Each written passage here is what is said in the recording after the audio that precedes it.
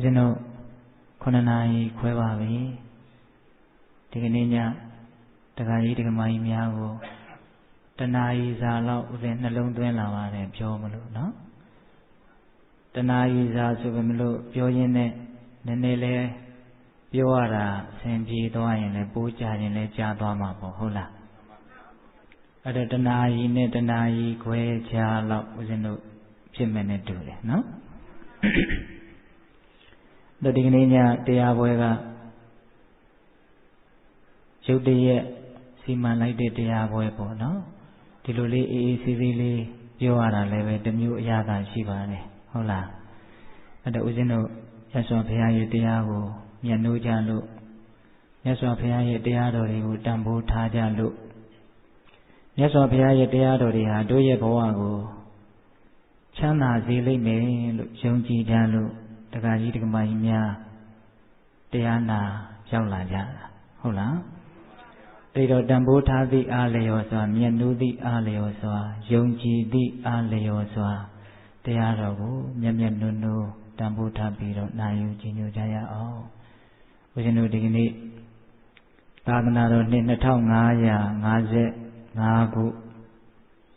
ကောဇာတက္ကိ1383ခု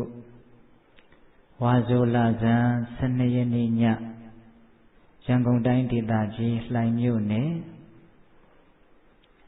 လှိုင်ရတနာမောင်အိမ်ယာဟုတ်လားလှိုင်ရတနာမောင်အိမ်ယာမှာနေထိုင်ကြတဲ့အိမ်နံပါတ်တွေတော့မသိတော့ဘူးဗျာနော်လက်ကီး7တက္ကကြီးဖြစ်တဲ့တက္ကကြီးကိုထွန်းထွန်းဦးတက္ကမကြီးမဝင်းဝင်းမြတ်မိသားစုတို့က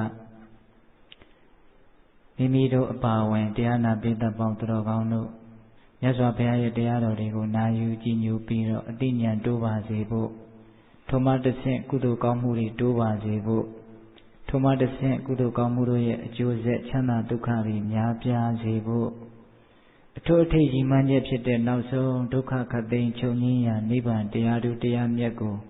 ဤကုသိုလ်ကောင်းမှုကအထောက်ပံ့ပြုပါစေလို့ရည်ရွယ်ပြီးတော့မြင့်မြတ်တဲ့စိတ်နှလုံးရှိထားပြီးတော့ဒီကနေ့ညတရားပွဲဓမ္မသဘင်အကျဉ်းချုပ်ကလေးစီမံကျင်းပကြတဲ့အခါကာလမှာ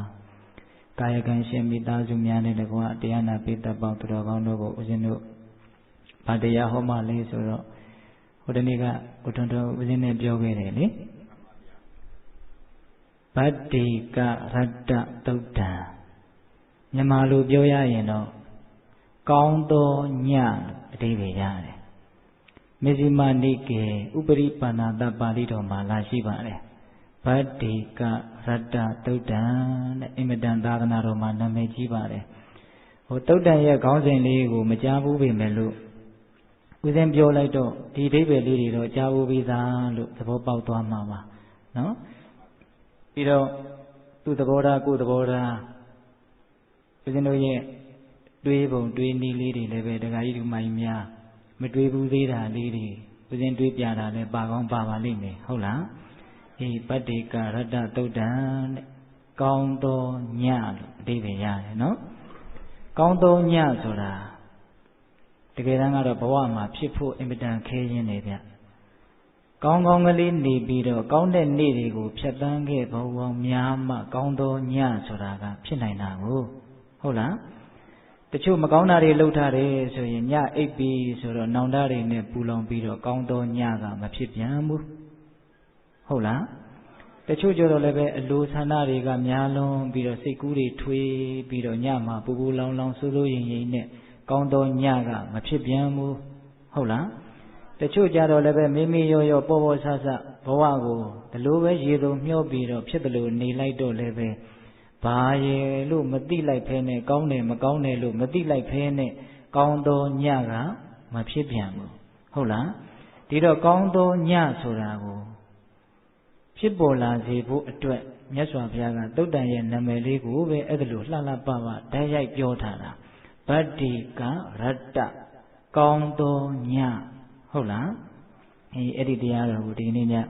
ပေတပေါင်းသူတော်ကောင်းတို့နာယူကြည်ညိုကြရမယ်တရားတော်ကိုမနာယူကြသေးမီမကြည်ညိုကြသေးမီ တရားတော်အလုံးကိုဟောကြားတော်မူခဲ့တဲ့ဘုရားရှင်ကိုတော်မြတ်ရဲ့အင်မတန်အေးချမ်းကြည်လင်တော်မူတဲ့မဟာကရုဏာကိုသိစေရာတရားလုံးစုံကိုသိတော်မူမြင်တော်မူတဲ့သဗ္ဗညုတဉာဏ်ဒီဟုသောပညာကိုထိုမဟာကရုဏာကိုပညာကိုနှစ်ပါးစုံတို့ဖြင့်ပြည့်စုံတော်မူတဲ့ဘုရားရှင်ကိုတော်မြတ်ကိုယူသေးမြတ်နိုးရှိခိုးပူဇော်ကြအောင်စို့အာလုံးလက်ဥကလေးတွေချီးထားကြကရုဏာတိတလဟရယံပညာပိဇောတဝိဟတမောဟတမံ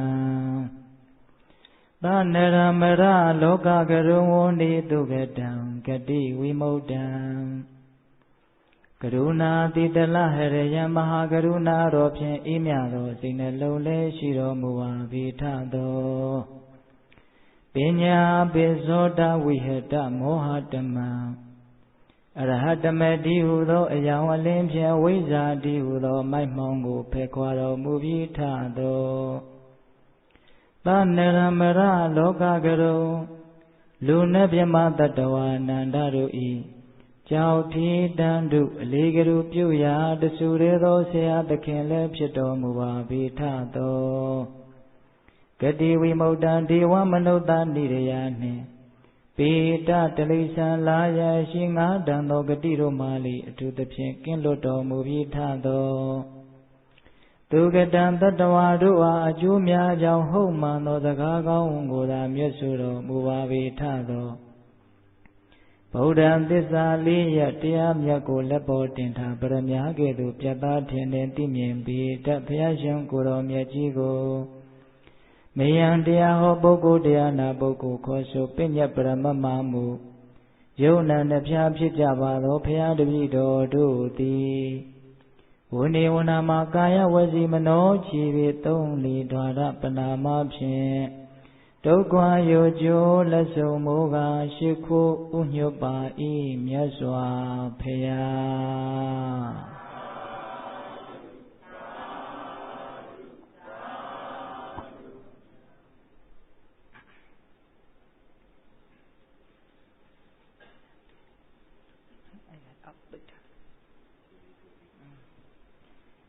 လွယ်ဖြစ်နေလို့တိတ်ထားလိုက်ဒီတိုက်တော့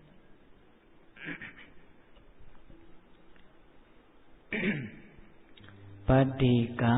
ရတ္တသုတ်တံကောင်းသောညဟုတ်လားဦးဇင်းတို့ဒီသုတ်တံကမေဇိမာနိကေဥပရိပန္နတပါဠိတော်မှာလာရှိပါတယ်အဲ့ဒီမှာဒီသုတ်တံအတူကလေးတွေမြတ်စွာဘုရားဟောထားတာရှိတယ်ဗျသုတ်တံကလူပြည်တယ်မကဘူးနတ်ပြည်ထိနာမည်ကြီးတယ်အဲ့ဒီသုတ်တံကဒကာကြီးများကြားဘူးကြားလိမ့်မယ်မြတ်စွာဘုရားလက်ထက်တော်အခါကသမိတ္တိမထေဆိုတာရှိတယ်ရုပ်ရည်အင်မတန်တင့်တယ်လို့ဆိုတယ်ဒီနေ့တော့အဲ့ဒီသမိတ္တိမထေကတပောဓာမြစ်မှာသူကရေဘူးကလေးတွေထွက်တယ်အဲ့ဒါမနဲ့စောစောရေထချိုးပြီးတော့အဲ့ဒီတပောဓာမြစ်ရဲ့ကမ်းဘေးမှာသင်္ကန်းလဲပြီးတော့ရက်နေတော့နတ်သားတစ်ပါးကအဲ့ဒီနားကိုအယောင်ဝါတွေထွန်းလဲအောင်ဖန်ဆင်းပြီးတော့ရောက်လာတယ်တဲ့ရောက်လာပြီးတော့အရှင်ဘုရားမြတ်စွာဘုရားဟောထားတဲ့ဗတ္တိကရတ္တသုတ်တံကိုအရှင်ဘုရားဆောင်ထားသလားတဲ့လက်လွတ်ရအောင်ဆောင်ထားသလားတဲ့ဟာငါဆောင်မထားဘူးတဲ့အဲ့ဒါလို့ဆိုရင်မြတ်စွာဘုရားအဲ့ဒီဟောထားတဲ့ဗတ္တိကရတ္တသုတ်တံဂါထာကလေး၄ပုဒ်ရှိတယ်အဲ့ဒီဂါထာကိုအရှင်ဘုရားဆောင်ထားလားတဲ့ငါဆောင်မထားရဘူးတဲ့နေပါဦးနဲ့သင်ကလည်းမေးလိုက်တာသင်ကောအဲ့ဒီဂါထာတွေဆောင်ထားလားတဲ့နတ်နဲ့ယဟန်နဲ့စကားပြောတာနော်အဲ့ဒီလိုပြောတော့အဲ့ဒီနတ်ကတပည့်တော်လည်းအဲ့ဒီသုတ်တံကိုကြိုက်တာကြိုက်နေတာအလွတ်မရဘူးဗျာဆောင်မထားရဘူးပေါ့အဲ့ဒီမှာနတ်ကတိုက်တွန်းနေတဲ့အရှင်ဘုရားမြတ်စွာဘုရားဟောတဲ့အဲ့ဒီသုတ်တံကိုအကျဉ်းသဘောရောအကျေသဘောရောဂါထာလေးတွေရောအဲ့ဒါအရှင်ဘုရားဆောင်းထားပါဗျာလက်ကျက်ထားပါဗျာအဲ့ဒီသုတ်တံကိုကျွမ်းကျင်အောင်အရှင်ဘုရားသင်ယူထားပါဗျာအဲ့ဒါကိုရွတ်ဖတ်မယ်ဆိုလို့ရှိရင်ဆောင်းထားမယ်ဆိုရင်အများကြီးအကျိုးကြီးပါလိမ့်မယ်ဗျာလို့အဲ့ဒီနတ်ကရှင်သမိတ္တိကိုလျှောက်တယ်တဲ့အဲ့ဒါနဲ့သမိတ္တိကမြတ်စွာဘုရားကြီးရောက်လာပြီးတော့အဲ့ဒီအကျိုးအကြောင်းကိုလျှောက်လို့မြတ်စွာဘုရားကအဲ့ဒီမှာအကျဉ်းချုပ်ကလေးဟောပါတယ် ရှင်အနန္ဒာဟောထားတာလည်းရှိတယ်ရှင်မဟာကစ္စည်းမထေရဟောတာလည်းရှိတယ်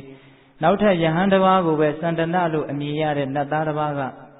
အဲ့ဒါလို့ဆောင်းထားလားလို့လာမေးဘူးသေးတယ်အဲ့ဒီမှာအဲ့ဒီမထေရကသင်ကိုရသလားဆိုတော့အဲ့ဒီနတ်ကတော့ဂါထာတွေရတယ်တဲ့အခုဦးဇင်းတို့ဟောမဲ့ဂါထာတွေကိုနတ်ကပါတယ်တော့ရတယ်လေဗျအဲ့ဒါဂါထာကမများဘူး၄ပုဒ်ထဲရင်ဟုတ်လားအဲ့ဒီဂါထာလေးတွေကိုဦးဇင်းတို့လည်းပဲအင်မတန်သဘောကျပါတယ်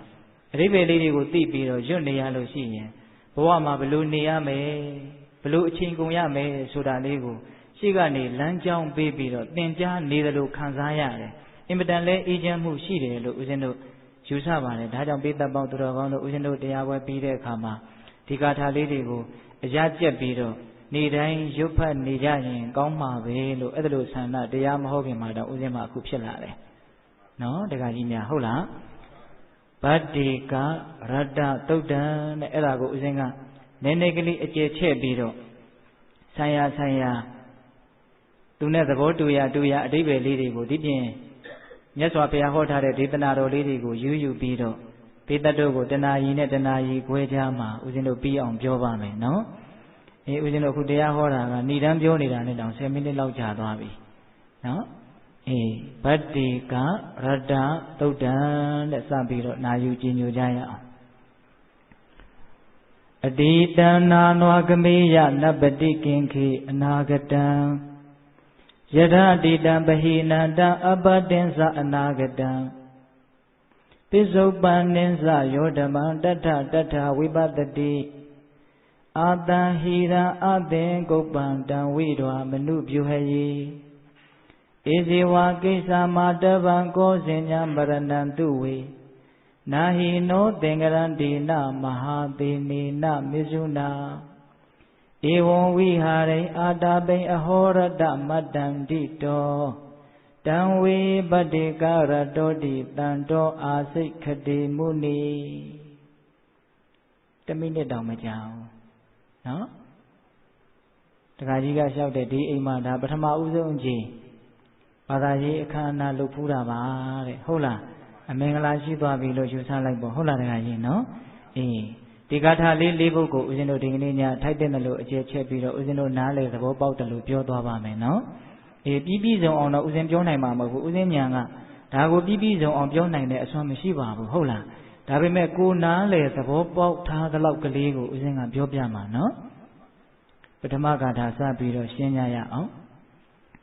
အတိတံနာနွာကမေယနပတိကင်ခေအနာဂတိယထတိတံပဟိနန္တအပတင်္စအနာဂတံ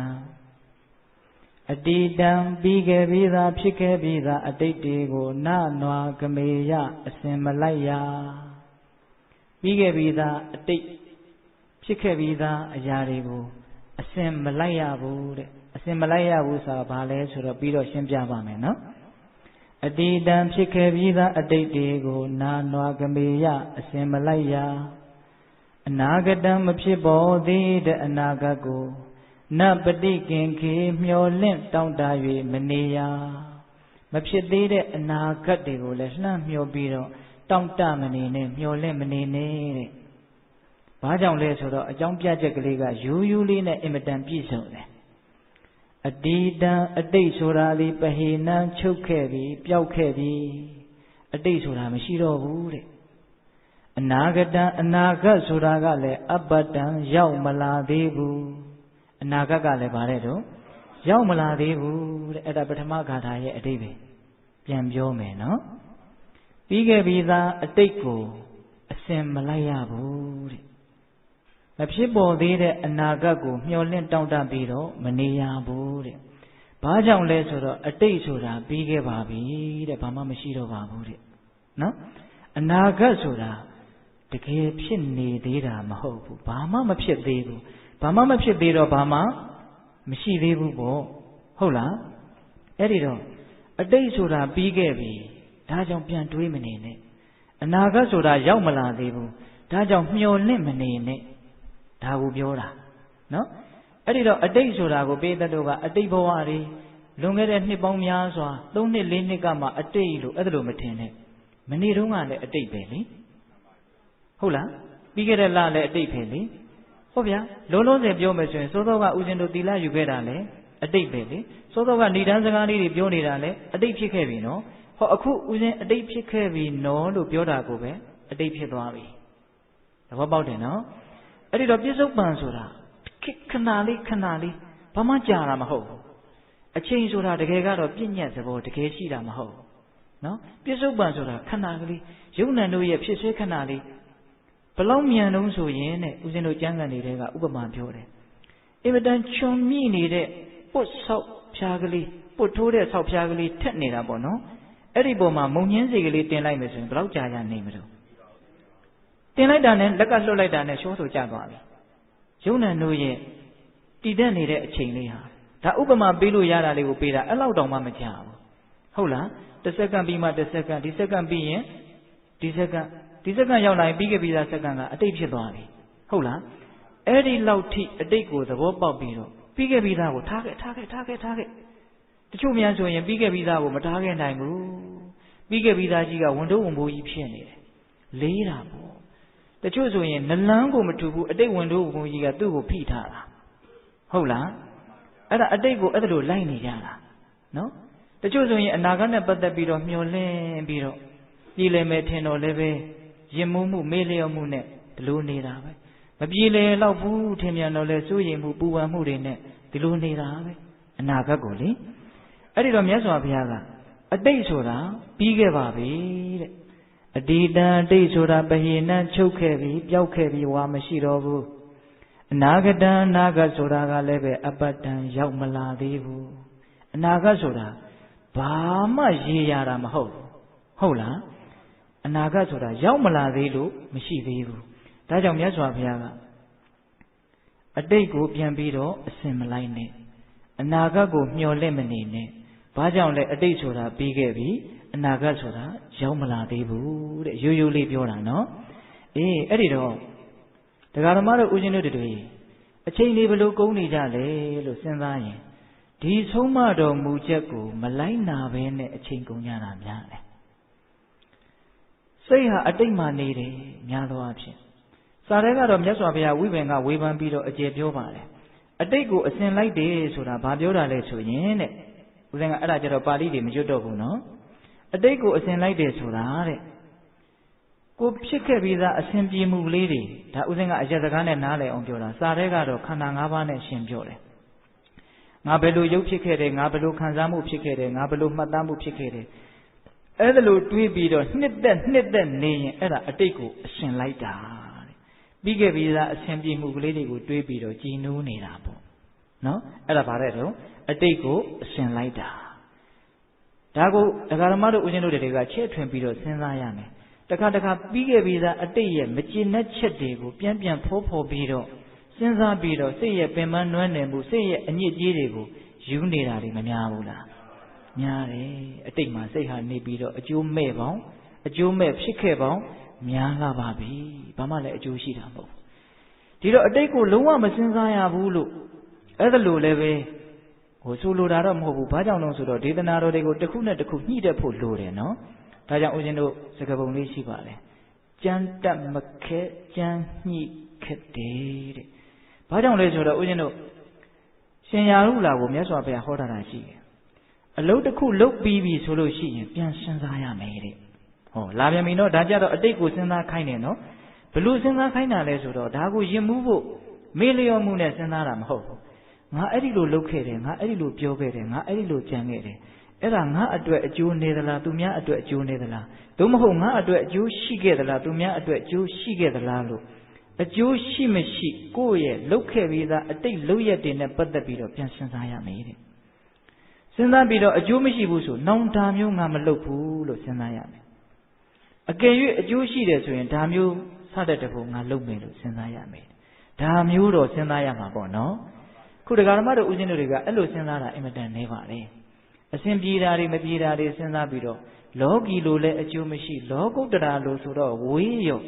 အဲ့ဒါလိုဘာမှအကျိုးမရှိဘဲနဲ့ပြီးခဲ့ပြီးသားအရာတွေကိုတွေးပြီးတော့အလကားစိတ်ရဲ့အညစ်အကြေးတွေကိုစုဆောင်းနေတာကိုရည်ရွယ်ပြီးတော့အတိတ်ကိုအစင်မလိုက်နဲ့လို့ပြောတာ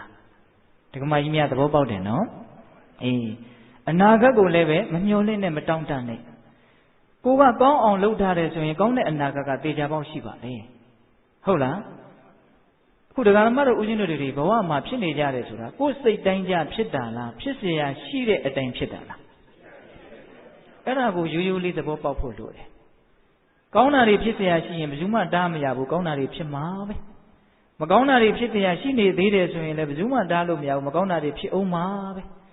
ကိုကအနာဂတ်မှာဘလို့ဖြစ်ချင်ပါတယ်မဖြစ်ချင်ပါဘူးဆိုတဲ့ကိုယ့်ရဲ့စိတ်ဆန္ဒနဲ့ဘာမှမဆိုင်ဘူးအနာဂတ်ကဒီတော့စဉ်းစားနေအပူပေါ့ဟင်ဒကာကြီးများအဲ့ဒါဟုတ်လားကိုစဉ်းစားသည်ဖြစ်စေပူပန်သည်ဖြစ်စေကြောင်းကြသည်ဖြစ်စေနော်နေကတော့ဝင်ချိန်တိုင်းဝင်သွားမှာပဲဒီရေကလည်းတက်ချိန်တိုင်းရင်တက်လာမှာပဲဟုတ်ရဲ့လားအဲ့တော့ဒီအနာဂတ်နဲ့ပတ်သက်ပြီးတော့အကောင်းဆုံးဖြစ်ချင်တဲ့စိတ်ပူပါတယ်ဆိုရင်တကယ်ပူတယ်ဆိုရင်လည်းပဲအဲ့ဒီအနာဂတ်ကိုကိုကကြိုးပြီးတော့တစ်စက္ကန့်လေးတောင်သွားနေခွင့်ရှိတာမဟုတ်ဘူးဟုတ်လားအနာဂတ်ကိုတကယ်ကောင်းကျင်တယ်ဆိုလို့ရှိရင်ဘာပဲလုပ်လို့ရလဲဆိုတော့အခုပြစ္ဆုတ်ပံကောင်းလိုက်ဖို့ပဲဒါပဲရှိတာရှင်းကိုနည်းနည်းလေးတောင်ကြိုးနေလို့မရဘူးဟမ်လေးနဲ့တယ်နော်တခါကြီးများအေးအဲ့ဒီတော့အနာဂတ်အတွက်ပူးနေတာဒီဘာအဓိပ္ပာယ်မှမရှိဘူးပူစရာတွေဘလောက်ပူဖြစ်စရာရှိရင်တော့ဖြစ်မှာပဲဟုတ်လား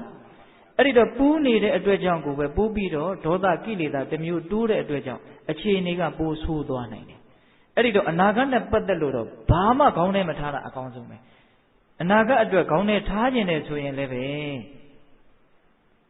အခုငါအကောင်းဆုံးနေတဲ့နီးနေတာနဲ့အနာဂတ်ကိုအကောင်းဆုံးပြင်ဆင်တာလို့သဘောပေါက်ပြီးတော့ပြစ္ဆုတ်ပံကိုအကောင်းဆုံးနေလိုက်ဖို့ပဲဟုတ်ရဲ့လားဒါကြောင့်မြတ်စွာဘုရားကအကျေရှင်းပြတဲ့နေရာမှာတော့လာမယ့်အနာဂတ်မှာငါဘယ်လိုခန္ဓာတွေဖြစ်ခြင်းလဲဘယ်လိုရုပ်တွေဖြစ်ခြင်းလဲဘယ်လိုခံစားမှုတွေဖြစ်ခြင်းလဲဘယ်လိုမှတ်သားမှုတွေဘယ်လိုသိမှုတွေဖြစ်ခြင်းလဲလို့မျှော်လင့်တောင့်တရင်အဲ့ဒါအနာဂတ်ကိုတောင့်တတာပါတဲ့အဲ့ဒါမျိုးမလုပ်ရဘူးတဲ့နော်ဘာကြောင့်လဲဆိုတော့အတိတ်ဟာပြီးခဲ့ပါပြီအနာဂတ်ဟာရောက်မလာသေးပါဘူးတဲ့ဟုတ်လား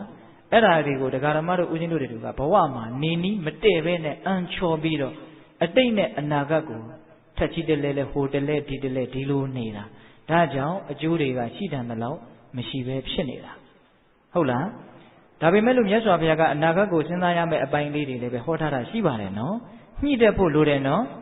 အေးဘယ်လိုအလုပ်တွေဟာငါဘဝအတွက်အကျိုးရှိမှာလဲလာမယ့်အနာဂတ်မှာငါလုံးမယ်ဟုတ်လားအေးအဲ့ဒါမျိုးလေးတွေတော့စဉ်းစားရမှာပေါ့ဟုတ်လားအေးအဲ့ဒါပထမဂါထာနော်နောက်ပြောမဲ့ဂါထာလေးတွေကအကျေပြောမှာမို့လို့ပထမဂါထာကိုဒီလောက်နဲ့ကျင့်တတ်ရအောင်နော်အတိတံအတိတ်တိပဟိနံချုပ်ခဲ့ပြီးပျောက်ခဲ့ပြီးတတ္တမတို့ကြောင့်အတိတံအတိတ်ကိုနာနွားကမေယအစင်မလိုက်ရာအနာဂတံအနာဂတ်တိအပတ္တံရောက်မလာသည်တတ္တမတို့ကြောင့်အနာဂတံအနာဂတ်ကိုနတ်ပတိကင်ခီမျောလင့်တောင့်တ၍မနေရဒါပထမဂါထာအဓိပ္ပာယ်ဟုတ်လားဒုတိယဂါထာဆက်သွားကြရအောင်နော်ပိစုပန်နိသယောဓမ္မံတထဝိပတ္တိအတံဟိရံအသင်္ကုပ္ပံတံဝိဒဝမနုပြုဟယိဒါလေးကရှင်းစရာတွေအများကြီးပါတယ်နော်ပိစုပန်နိသယောဓမ္မံတထဝိပတ္တိပိစုပန်ဖြစ်နေတဲ့အရှိတရားဒီယုတ်တရားနံတရားတကယ်ဖြစ်ပေါ်နေတဲ့ဒီတရားလေးကိုဖြစ်ဆဲမှာဖြစ်ပေါ်နေတဲ့အတိုင်းလေးအမှန်တိုင်းသိပြီးတော့နော်ပြစ္ဆုတ်ပံဖြစ်ပေါ်စေတရားလေးကိုဖြစ်ပေါ်နေတဲ့အခြေအနေမှန်ကလေးတိုင်းအမှန်တိုင်းသိပြီးတော့အဲ့ဒီလိုသိတာဟာဝိပဿနာဉာဏ်နော်ဟုတ်လားအဲ့ဒီလိုသိပြီးတော့နေပါတဲ့ပညာရှိတဲ့ပုဂ္ဂိုလ်ဟာပြစ္ဆုတ်ပံဖြစ်ပေါ်နေစေအခိုက်အတန့်လေးမှာအဲ့ဒီသဘောတရားလေးကိုအမှန်တိုင်းသိပြီးတော့ရုပ်လည်းဖြစ်ခြင်းဖြစ်မယ်ခံစားမှုလည်းဖြစ်ခြင်းဖြစ်မယ်သိမှုတွေလည်းဖြစ်ခြင်းဖြစ်မယ်တွေးမှုတွေလည်းဖြစ်ခြင်းဖြစ်မယ်ဘာပဲဖြစ်ဖြစ်ဒီခန္ဓာမှာဖြစ်ပေါ်လာတဲ့မြတ်အရာတွေကိုဖြစ်ပေါ်နေတဲ့အတိုင်းကလေးပြစ္ဆုတ်ပံဖြစ်ဆဲကလေးမှာဖြစ်နေတဲ့အတိုင်းလေးတိပြီးတော့နေတဲ့အလိအကျင့်ကလေးအဲ့ဒီအတိညာဏ်လေးကိုပညာကြီးတဲ့ပုဂ္ဂိုလ်ဟာအများကြီးရအောင်ကြိုးစားပြီးတော့နေပါတဲ့အဲ့ဒါလို့နေမယ်ဆိုရင်ဘာဖြစ်လာမှာလဲတဲ့အတံဟိရံအသင်္ကုပ္ပံဒီစကားလေးနှလုံးကိုဦးဇင်းအင်မတန်သဘောကျတယ်နော်အတံဟိရံအသင်္ကုပ္ပံပြစ္ဆုတ်ပံမှာနေလို့ရှိရင်ပြစ္ဆုတ်ပံဖြစ်စေတရားလေးကိုဖြစ်နေတဲ့အတိုင်းသိနေမယ်ဆိုလို့ရှိရင်အဲ့ဒီအချိန်မှာ စိတ်ဟာဘယ်လိုဖြစ်မှလဲဆိုတော့တဲ့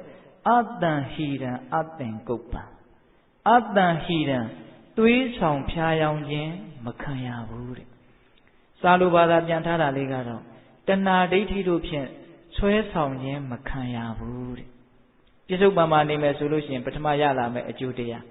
းတဲ့ပြောရရင်လောဘမဖြစ်ဘူးလို့ပြောတာဟုတ်လားပြစ္ဆုတ်ပံဆိုကြပါစို့ဒါတိုင်းနားလည်အောင်ပဲပြောမယ်ဗျာခန္ဓာကိုယ်မှာပူနေတာရှိတယ်အေးနေတာရှိတယ်စဉ်းစားနေတာရှိတယ်ချမ်းသာတာဆင်းရဲတာခံစားနေတာလေးတွေရှိတယ်ကြိုက်မကြိုက်ပေါ့နော်အဲ့ဒီလိုဖြစ်ပေါ်နေတဲ့သဘောတရားလေးတွေကိုဖြစ်ပေါ်နေတဲ့အခိုက်အတန့်လေးမှာတိနေမယ်ဆိုလို့ရှိရင်အဲ့ဒီတိနေတဲ့စိတ်ကိုငါဆိုတဲ့အစွဲအလန်းလူချင်းမမောတယ်ဆိုတဲ့တဏှာအစွဲအလန်းကသူ့ကိုသွေးဆောင်ဖြားယောင်းခြင်းကမစွမ်းနိုင်ဘူးတဲ့အဲ့ဒီစိတ်ဟာသွေးဆောင်ဖြားယောင်းခံရခြင်းကလွတ်တယ်အဲ့ဒီလိုပြစ္ဆုတ်ပံမှာမနေဘူးဆိုရင်စိတ်ကသွေးဆောင်ဖြားယောင်းခံရတယ်အာယုန်တွေကသွေးဆောင်ဖြားယောင်းသွားတာနော်စိတ်ဟာအတိတ်မှာနေမယ်အနာဂတ်မှာနေမယ်ဆိုရင်အာယုန်တွေကသေချာပေါက်သူ့ကိုသွေးဆောင်ဖြားယောင်းနေမယ်အဲ့ဒါလေးကိုနည်းနည်းနားလည်အောင်ရှင်းပြမယ်ပြစ္ဆုတ်ပံမှာနေလို့ရှိရင်စိတ်ဟာသွေးဆောင်ဖြားယောင်းတာမခံရဘူးအမှန်တိုင်းသိနေတဲ့အတွက်ကြောင့်ဆိုကြပါစို့အတန်ကလေးနဲ့ကပ်ပြီးတော့ဦးဇင်းပြောပြမယ်တချင်းတန်ကိုအင်မတန်ကြိုက်တဲ့ဂီတတန်စင်လေးတစ်ခုသိကောင်းတာပဲ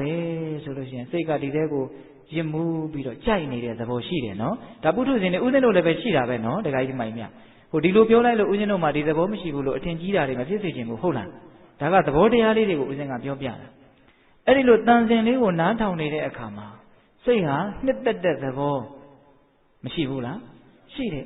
အဲ့ဒီအတန်အာယုံကဒီစိတ်ကိုသွေးဆောင်ဖြားယောင်းသွားတာသူပြစ္ဆုတ်ပံမှာမနေတာဘူးတကယ်လို့သာကြားစေခဏကလေးကြားစေခဏကလေးကိုပြစ္ဆုတ်ပံလို့ဖြက်ပြီးတော့တိနေမယ်ဆိုရင်အဲ့ဒီစိတ်ဟာသွေးဆောင်ဖြားယောင်းမခံရဘူးဘာကြောင့်လဲဆိုတော့တန်စင်ဆိုတာကိုပျောက်သွားတာဆိုကြပါစို့ပတ်လုံးတန်လေးတွေတေးသေးချာချာနားထောင်ကြည့်တစ်လုံးတန်ပြီးမှတစ်လုံးလာအဲ့လိုပဲအတန်တစ်ခုပြီးမှတစ်ခုလာတာအဲ့ဒါကိုအခုဖြစ်စေကလေးကိုဖြက်ပြီးတော့တိနေတယ်ဆိုရင်အရင်အတိတ်ကလေးကဒီပြစ္ဆုတ်ပံကိုဘာမှမပံ့ပိုးနိုင်တော့ဘူးလေအဲ့ဒီမှာဘာမှအဓိပ္ပာယ်လည်းဖော်လို့မရဘူးကောင်းတယ်ဆိုတဲ့အဓိပ္ပာယ်မပါတော့ဘူးဟုတ်လားပြစ္ဆုတ်ပံမှာတည့်တဲ့နေနိုင်ရင်ကောင်းတယ်ဆိုတဲ့အဓိပ္ပာယ်မပါတော့ဘူးကောင်းတယ်ဆိုတဲ့အဓိပ္ပာယ်မပါဘူးဆိုရင်မမောတယ်ဆိုတာလာဦးမလားမလာဘူးခုတရားဓမ္မတို့ဦးဇင်းတို့တွေကအဲ့ဒီအတိတ်တွေနဲ့အနာဂတ်တွေနဲ့ပြစ္ဆုတ်ပံတွေကိုရောထွေးပြစ်လိုက်တဲ့အခါကျတော့အဲ့ဒီအာယုံကတရားဓမ္မတို့ဦးဇင်းတို့ရဲ့စိတ်ကိုဒါကောင်းတယ်နော်ဒါမင်းတို့ရှိမှငါကောင်းနေတယ်နော်လို့သူကကိုယ့်ကိုသွေးဆောင်ဖြားယောင်းသွားရောအဲ့ဒီမှာကြိုက်တယ်ဆိုတာလာဒါအတန်နဲ့ပတ်သက်ပြီးတော့ပြောတာပကြီကားတစ်ချက်နဲ့ပတ်သက်ပြီးတော့နည်းနည်းလောက်ကတ်စဉ်းစားကြည့်မြင်တယ်ဆိုတာနည်းနည်းလေးအစိတ်ပိုင်းလေးတွေကိုတက်လို့မြင်ပြီးတော့ဖြန့်ပြီးတော့ကြည့်သွားတာနော်တခါကြီးတော့ဟုတ်လားအဲ့ဒီပကြီကားကိုစက္ကနဲလို့ကြည့်ကမျှနဲ့ဘာအရသာမှမပေါ်ဘူးပကြီကားကောင်းတယ်လို့လည်းမသိဘူးလှတယ်လည်းမသိဘူးအိုတယ်လည်းမသိဘူးဟုတ်လားဒီတနေရာတဲ့ကြည့်ုံနဲ့လည်းပဲမသိဘူးဒီနားလေးကြည့်တယ်ဟိုနားလေးကြည့်တယ်စိတ်ကအင်မတန်မြန်တဲ့အခါကျတော့ပကြီကားတစ်ချက်လုံးကိုဓာတ်ဆိုတခါတည်းပဲမြင်လိုက်တယ်လို့ထင်တယ်အမှန်ကစိတ်ကလက်ဖြစ်တဲ့အတွင်းမှာဂရိတေသိန်းတော့ဖြစ်ပြီးချုပ်သွားအဲ့ဒီအချိန်ကလေးမှာအကုန်လုံးတစ်ခုပြီးတစ်ခုကြည့်ပြလိုက်တာအတိတ်တွေပြစ္ဆုတ်ပံတွေအကုန်လုံးရောသွားတာဟုတ်လားရောသွားတယ်ဆိုတာနားလည်းအောင်ပြောတာပါတကယ်ကတော့မရောပါဘူးပြစ္ဆုတ်ပံဆိုပြီးတော့လာတာပါဟုတ်လားသို့တော့အခုဖြစ်နေတာကိုငကိုဖြစ်နေတဲ့ဟာနဲ့ရောပြီးတော့မြင်လိုက်တဲ့အခါကျတော့စိတ်ကပြစ္ဆုတ်ပံတဲ့မနေနိုင်တဲ့အခါကျတော့အဲ့ဒီပကြီကားကငါသိတ်လာတဲ့ပကြီကားမင်းတို့ငါ့ကိုကြားရဆိုပြီးတော့သူကကိုယ်စိတ်ကိုဘာဖြစ်သွားတာသွေးဆောင်ဖြားယောင်းသွားတာအဲ့ဒီမှာစိတ်တဏှာဒိဋ္ဌိတို့ဖြင့်ပူးသွားတယ်လို့ဒါကစာလို့ပြောတာနော်နားလေဖို့ကအရေးကြီးတယ်နော်တခါကြီးတို့ဟုတ်လားအခုအဲ့ဒါလိုပဲမြင်သမျှကြားသမျှကိုပြစ္ဆုတ်ပံအခုလို့မဖြတ်နိုင်တဲ့အတွက်ကြောင့်တနည်းအားဖြင့်စိတ်ကအတိတ်ကိုရောက်သွားပြီးတော့အတိတ်ကဟာတွေကပုံရိပ်တွေထင်ပြီးတော့ကိုယ့်ရဲ့စိတ်ကိုဖြားယောင်းနေတဲ့အခါကျတော့ဟာဒါတော်တော်ကောင်းတာပဲမျက်နှိုးစရာတော်တော်ကောင်းတာပဲအဲ့ဒီကြတော့ဘာဖြစ်သွားပြီလဲလောဘတွေဖြစ်ပြီပေါ့ဒိဋ္ဌိတွေဖြစ်ပြီပေါ့ဗျဟုတ်လားဒါပါဠိအသုံးနှုန်းပြောပြတာနော်တခါကြီးများနားထဲမှာရိုးနေပါလေဒီပါဠိအသုံးနှုန်းတွေကဟုတ်လားဒါကြောင့်ပြစ္ဆုတ်ပံဖြစ်စေကလေးမှာနေအောင်နေတတ်အောင်ကြိုးစားနေတဲ့ပုဂ္ဂိုလ်ရဲ့စိတ်ကိုတဏှာမာနဒိဋ္ဌိဆိုတဲ့တရားတွေကမဆွဲဆောင်နိုင်တော့ဘူးတဲ့ယူဆောင်ပြီးတော့မသွားနိုင်တော့ဘူးတနည်းအားဖြင့်သွေးဆောင်ဖြားယောင်းမှုမရှိဘူးတဲ့ အာတန်ဟီရန်ဆိုတဲ့ပါဠိပုဒ်လေးကိုဦးဇင်းကအဘိဓမ္မာကိုလှမ်းကြည့်တယ်သူကအဓိပ္ပာယ်လေးတွေအမျိုးမျိုးပြောတယ်အဲ့ဒီထဲမှာသွေးဆောင်ဖျားယောင်းခြင်းလို့လည်းပါတယ်အံ့ဩစရာကောင်းတယ်နော်ပြစ္ဆုတ်ပံမှာနေတဲ့စိတ်ကိုတဏမာနဒိဋ္ဌိတွေကတနည်းအားဖြင့်အာယုန်တွေကသွေးဆောင်ဖျားယောင်းလို့မရဘူးအမှန်အတိုင်းသိနေတယ်လောဘကလွတ်တယ်ပေါ့ဘာကလွတ်တယ်လောဘကလွတ်တယ်ဟုတ်လားအေးအဲ့ဒါအတန်ဟီရန်ရဲ့အဓိပ္ပာယ်ကိုပြောပြတာနော်တရားကနည်းနည်းလေးအသေးစိတ်တယ်လူငယ်တွေပြင်းနေမလားမသိဟမ်အတန်ဟီရန်ပြီးတော့ဗာလဲအသင်ကုတ်ပံဖောက်ပြန်ပျက်စီးခြင်းမရှိတော့တဲ့ပြစ္ဆုတ်ပံမှာနေရင်စိတ်ဟာမဖောက်ပြန်ဘူးဆိုလိုတာကဒေါသမဖြစ်ဘူးလို့ပြောတာဟုတ်လားဘာကိုပဲမြင်ရဘာကိုပဲကြားရမြင်စေခဏကြားစေခဏစိတ်ကိုဖျက်နိုင်တယ်ရက်နိုင်တယ်ဆိုလို့ရှိရင်အတိတ်ကဝင်ပြီးတော့မနှောက်ယှက်ဘူးဆိုလို့ရှိရင်ဘာဒေါသမှဖြစ်เสียမရှိဘူးအဲ့ဒီအာယုံကဒေါသဖြစ်เสียအာယုံလို့ကိုယ်စိတ်ထဲမှာသဘောမပေါက်ဘူးဒါအာယုံလို့ပဲသိလိုက်တယ်သဘောလို့ပဲသိလိုက်တယ်ဒါအရိယာအဆင့်တောင်မရောက်သေးဘူးနော်ဝိပဿနာဉာဏ်အဆင့်ပဲရှိသေးတယ်ဟုတ်လားတခါကြီးများအဲ့ဒီလိုပြစ္ဆုတ်ပံအခိုက်အတန့်လေးတွေမှာဒါအာယုံမျှပဲသဘောမျှပဲလို့သိနေလို့ရှိရင်အဲ့ဒီစိတ်ဒီနံပါတ်1အတန်ဟီရန်သွေးဆောင်ဖျားယောင်းခြင်းမခံရဘူးနံပါတ်2ဒေါသဖြင့်ဖောက်ပြန်ပျက်စီးခြင်းမရှိဘူးအင်မတန်အားရစရာကောင်းတယ်လက်တွေ့လည်းသဘောပေါက်နိုင်ပါတယ်အဲ့ဒီတော့ပြစ္ဆုတ်ပံလေးမှာနေကြည့်ပါမြတ်စွာဘုရားကတော့တတိပဋ္ဌာန်တုတ်ကြီးတစ်ခုလုံးအဲ့ဒါပြစ္ဆုတ်ပံမှာနေဟောထားတာပါနော်ထိုင်ရင်ထိုင်နေတယ်လို့သိပါသွားရင်သွားနေတယ်လို့သိပါစားရင်စားနေတယ်ပြောရင်ပြောနေတယ်အခုဖြစ်ဆဲလေးတွေကိုအမိဖမ်းပြီးတော့အဲ့ဒါလေးကိုသဘောပေါက်အောင်အဲ့ဒီအာယုံမှာပဲစိတ်ကဖြတ်ပြီးတော့နေလိုက်တာဒါကိုကာယဝေဒနာစိတ်ဓမ္မဆိုပြီးတော့အာယုံ၄မျိုးပြတော့တတိပဋ္ဌာန်၄မျိုးမဖြစ်ဘူးလားဖြစ်တယ်နော်မဂ္ဂင်အကျင့်လို့လည်းပြောလို့ရတယ်တတိပဋ္ဌာန်အကျင့်လို့လည်းပြောလို့ရတယ်ပြစ္ဆုတ်ပံမှာနေတယ်လို့လည်းပြောလို့မရဘူးလားနေတယ်အဲ့ဒါလိုလေးပြစ္ဆုတ်ပံမှာနေပါတဲ့ဒုတိယဂါထာကပထမဂါထာလည်းမမေ့နဲ့နော်အတိတ်ဟာပြီးခဲ့ပါပြီဒါကြောင့်မလိုက်ပါနဲ့အနာဂတ်ဟာရောက်မလာသေးပါဘူးဒါကြောင့်မျှော်လင့်တောင့်တပြီးတော့ပူပန်မနေပါနဲ့ဟုတ်လားပြစ္ဆုတ်ပံဖြစ်ဆဲတရားလေးကိုတိပြီးတော့နေပြီးတော့အဲ့ဒီတိနေတဲ့စိတ်ကလေးကိုတဏမာနဒိဋ္ဌိတွေဒေါသတရားတွေကသွေးဆောင်ဖျားယောင်းခြင်းဖောက်ပြန်ပျက်စီးအောင်ပြုစားခြင်းကလွတ်နေတဲ့ဒီဝိပဿနာစိတ်လေးကိုတဲ့ဝိဓဝဉာဏ်ပညာရှိသောပုဂ္ဂိုလ်သည်အနုဖြူဟရေအမြဲတမ်းပွားများနေသင့်နဲ့ကြိုးစားနေသင့်နေတဲ့အဲ့ဒါဒုတိယဂါထာဟုတ်လားအဲ့ဒါလို့နေလို့ရှိရင်ဒကာဓမ္မတို့ဦးဇင်းတို့ရဲ့ဘဝဟာအင်မတန်မှပေါ်ပါမယ်အင်မတန်မှလွတ်လပ်မယ်နေနိုင်ဖို့တော့တော်တော်ခဲရင်းမယ်နော်ရတဲ့အကျိုးကျေးဇူးကလည်းတခက်ကိုအဖိုးတန်ကြီးဆိုတော့ရအောင်လုပ်ဖို့လည်းတော်တော်ခဲရင်းပါပဲဟုတ်လားအဲ့ဒီတော့အဲ့ဒီလိုနေတဲ့ပုဂ္ဂိုလ်ရဲ့တာရကကိုဦးဇင်းတို့နည်းနည်းဖြတ်ပြီးတော့ပြောခြင်းတယ်နော်တခါကြီးဦးဇင်းကဒီတရားကိုအခုစပြီးတော့ဟောတာနော်အဲ့တော့အချိန်တွေကတော့အပူလိုတွေရှိခြင်းရှိမှာနော်အေးအဲ့ဒီတော့ဦးဇင်းတို့ဘု து အကြောင်းကိုပြောခြင်းတုံးဆိုတော့ဟောဒီပေသက်ကြီးအကုန်လုံးသိတဲ့တေမိယဇတ်စကားမပြောဘဲနဲ့နေတော့မင်္ဂလာမရှိဘူးဆိုပြီးတော့ခမဲတော်ကြီးကနှင်ထုတ်လိုက်တော့ရတိဝက်သွားတာကြားဘူးတယ်နော်ဘာလို့စကားမပြောတာလဲဟင်ငရဲကြမှာကြောက်လို့တကွက်တော်ကြော်သွားတယ်နဲ့တူတယ်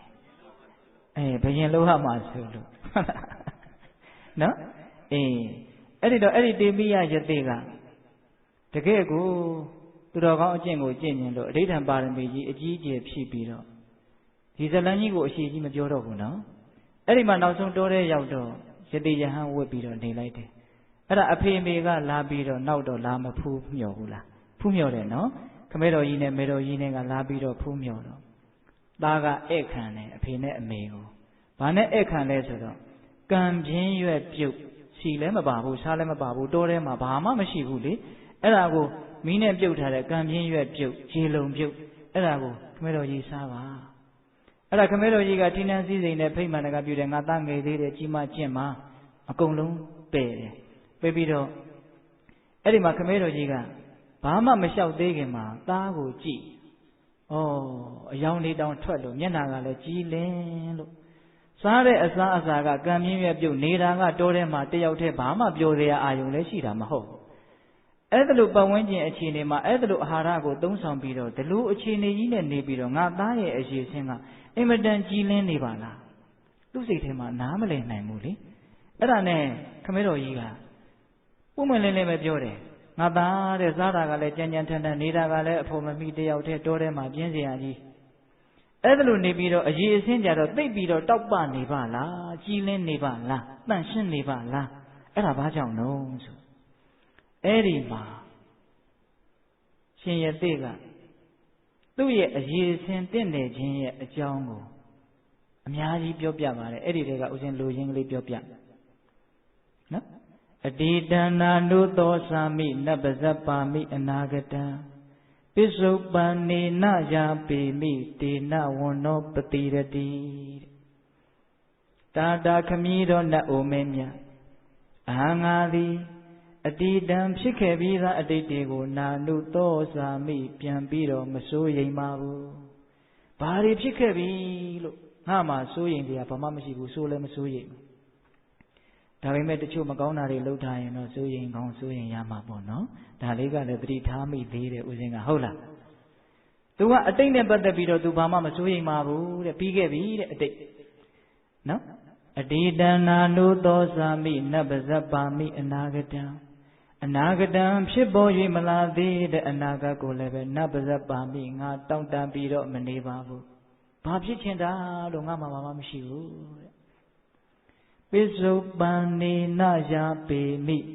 ပိစုပန်နေနအခုဖြစ်ပေါ်နေတဲ့ပိစုပန်အခိုက်အတန့်ဖြင့်ယာပေမိငါမျှတနေတယ်ဒီစကားလေးကိုအင်မတန်သဘောကျတာပဲကြည်လဲကြည်ညိုတယ်အင်မတန်ကောင်းတာပဲ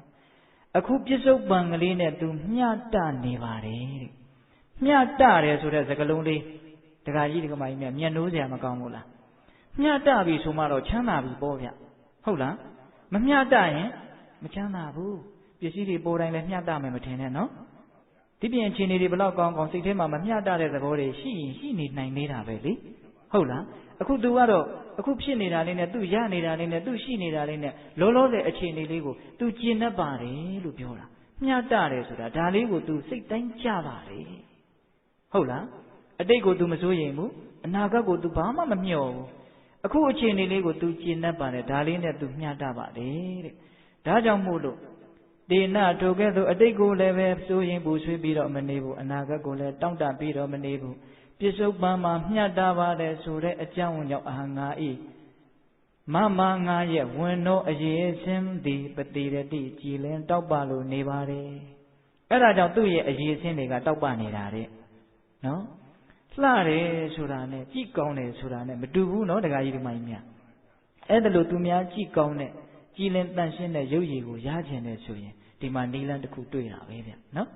အတိတ်မှာမစိုးရိမ်နဲ့အနာဂတ်ကိုမမျှော်လင့်နဲ့ဖြစ်နေတဲ့အခြေအနေလေးကိုကျင့်တဲ့ဆန်းမှာမျှတဆန်းမှာဒါဆိုရင်ရုပ်ရည်ကြည်လင်ပါတယ်ဟုတ်ရဲ့လားအဲ့ဒီမှာသူကဆက်ပြောသေးတယ်အနာဂတပဇ္ဇပါယအတိတတ္တနုသောစနာ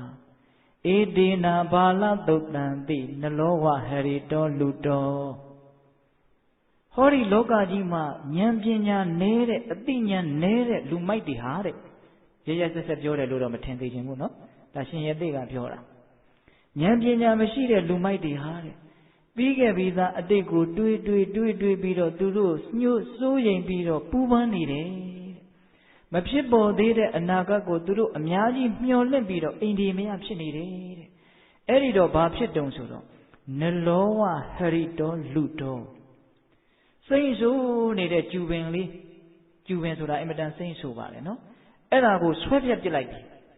ဆွဲပြက်ပြီးတော့ချထားလိုက်တယ်ခဏနေဘာဖြစ်သွားလဲညှိုးပြီးတော့ကြားလေးညှိုးချောက်ပြီးအဲ့ဒါလိုပဲ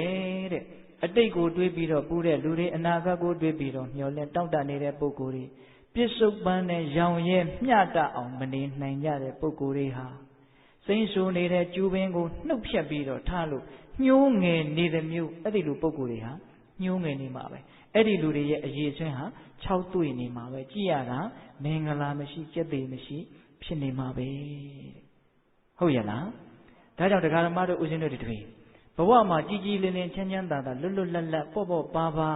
အနှစ်သာရရှိရှိဉာဏ်ပညာကြီးကြီးဖြစ်ခြင်းတယ်ဆိုလို့ရှိရင်ပြစ္ဆုတ်ပံမှာနေတဲ့အလေ့အကျင့်ကိုအများကြီးရအောင်မွေးမြူပါဟုတ်လားဒါကရှင်ရသေးရဲ့အကြောင်းလေးပြောစရာကောင်းလို့လူငယ်တွေလည်းပါနေတဲ့တကြောင်ရည်ရွယ်ပြီးတော့ပြောလိုက်တာနော်ရုပ်ရည်အစဉ်တင့်တယ်ခြင်းနဲ့ကြည်ကောင်းစေခြင်းနဲ့ကြ ကျက်သေးမင်္ဂလာနဲ့ပြည့်စုံစေခြင်းနဲ့ဆိုရင်အတိတ်ကိုတွေးပြီးတော့ဆိုရင်မနေနဲ့အနာဂတ်ကိုမျှော်လင့်မနေနဲ့ပြစ္ဆုတ်ပံလေးနဲ့မျှတအောင်နေအဲ့ဒါလို့မှမနေတတ်ဘူးဆိုရင်ကိုယ့်ရဲ့ဘဝဟာညှိုးငယ်ပြီးတော့ရိပ်ဖြတ်ထားတဲ့နှုတ်ဖြတ်ထားတဲ့ကျူရိုးတွေလိုခြောက်သွေ့နေလိမ့်မယ်လို့သူကဒီလိုပြောတာဟုတ်လားအစာပိုင်းသူပြောပါသေးတယ်ဗျာသူဘာကြောင့်ရုပ်ရည်ချင်းကြည်လင်တာလဲဆိုတော့တဲ့သူတယောက်တည်းနေရတဲ့အတွက်ကြောင့်ကြည်လင်တာတဲ့အများနဲ့နေရရင်ဒုက္ခတွေကတမျိုးစီပေးနေတာဟုတ်ဗျဒါဥစဉ်ကပုံဝင်နေပြောတာများတယ်ဆိုတာဘာများတာလဲဆိုတော့ဒုက္ခတွေများတာပါပဲ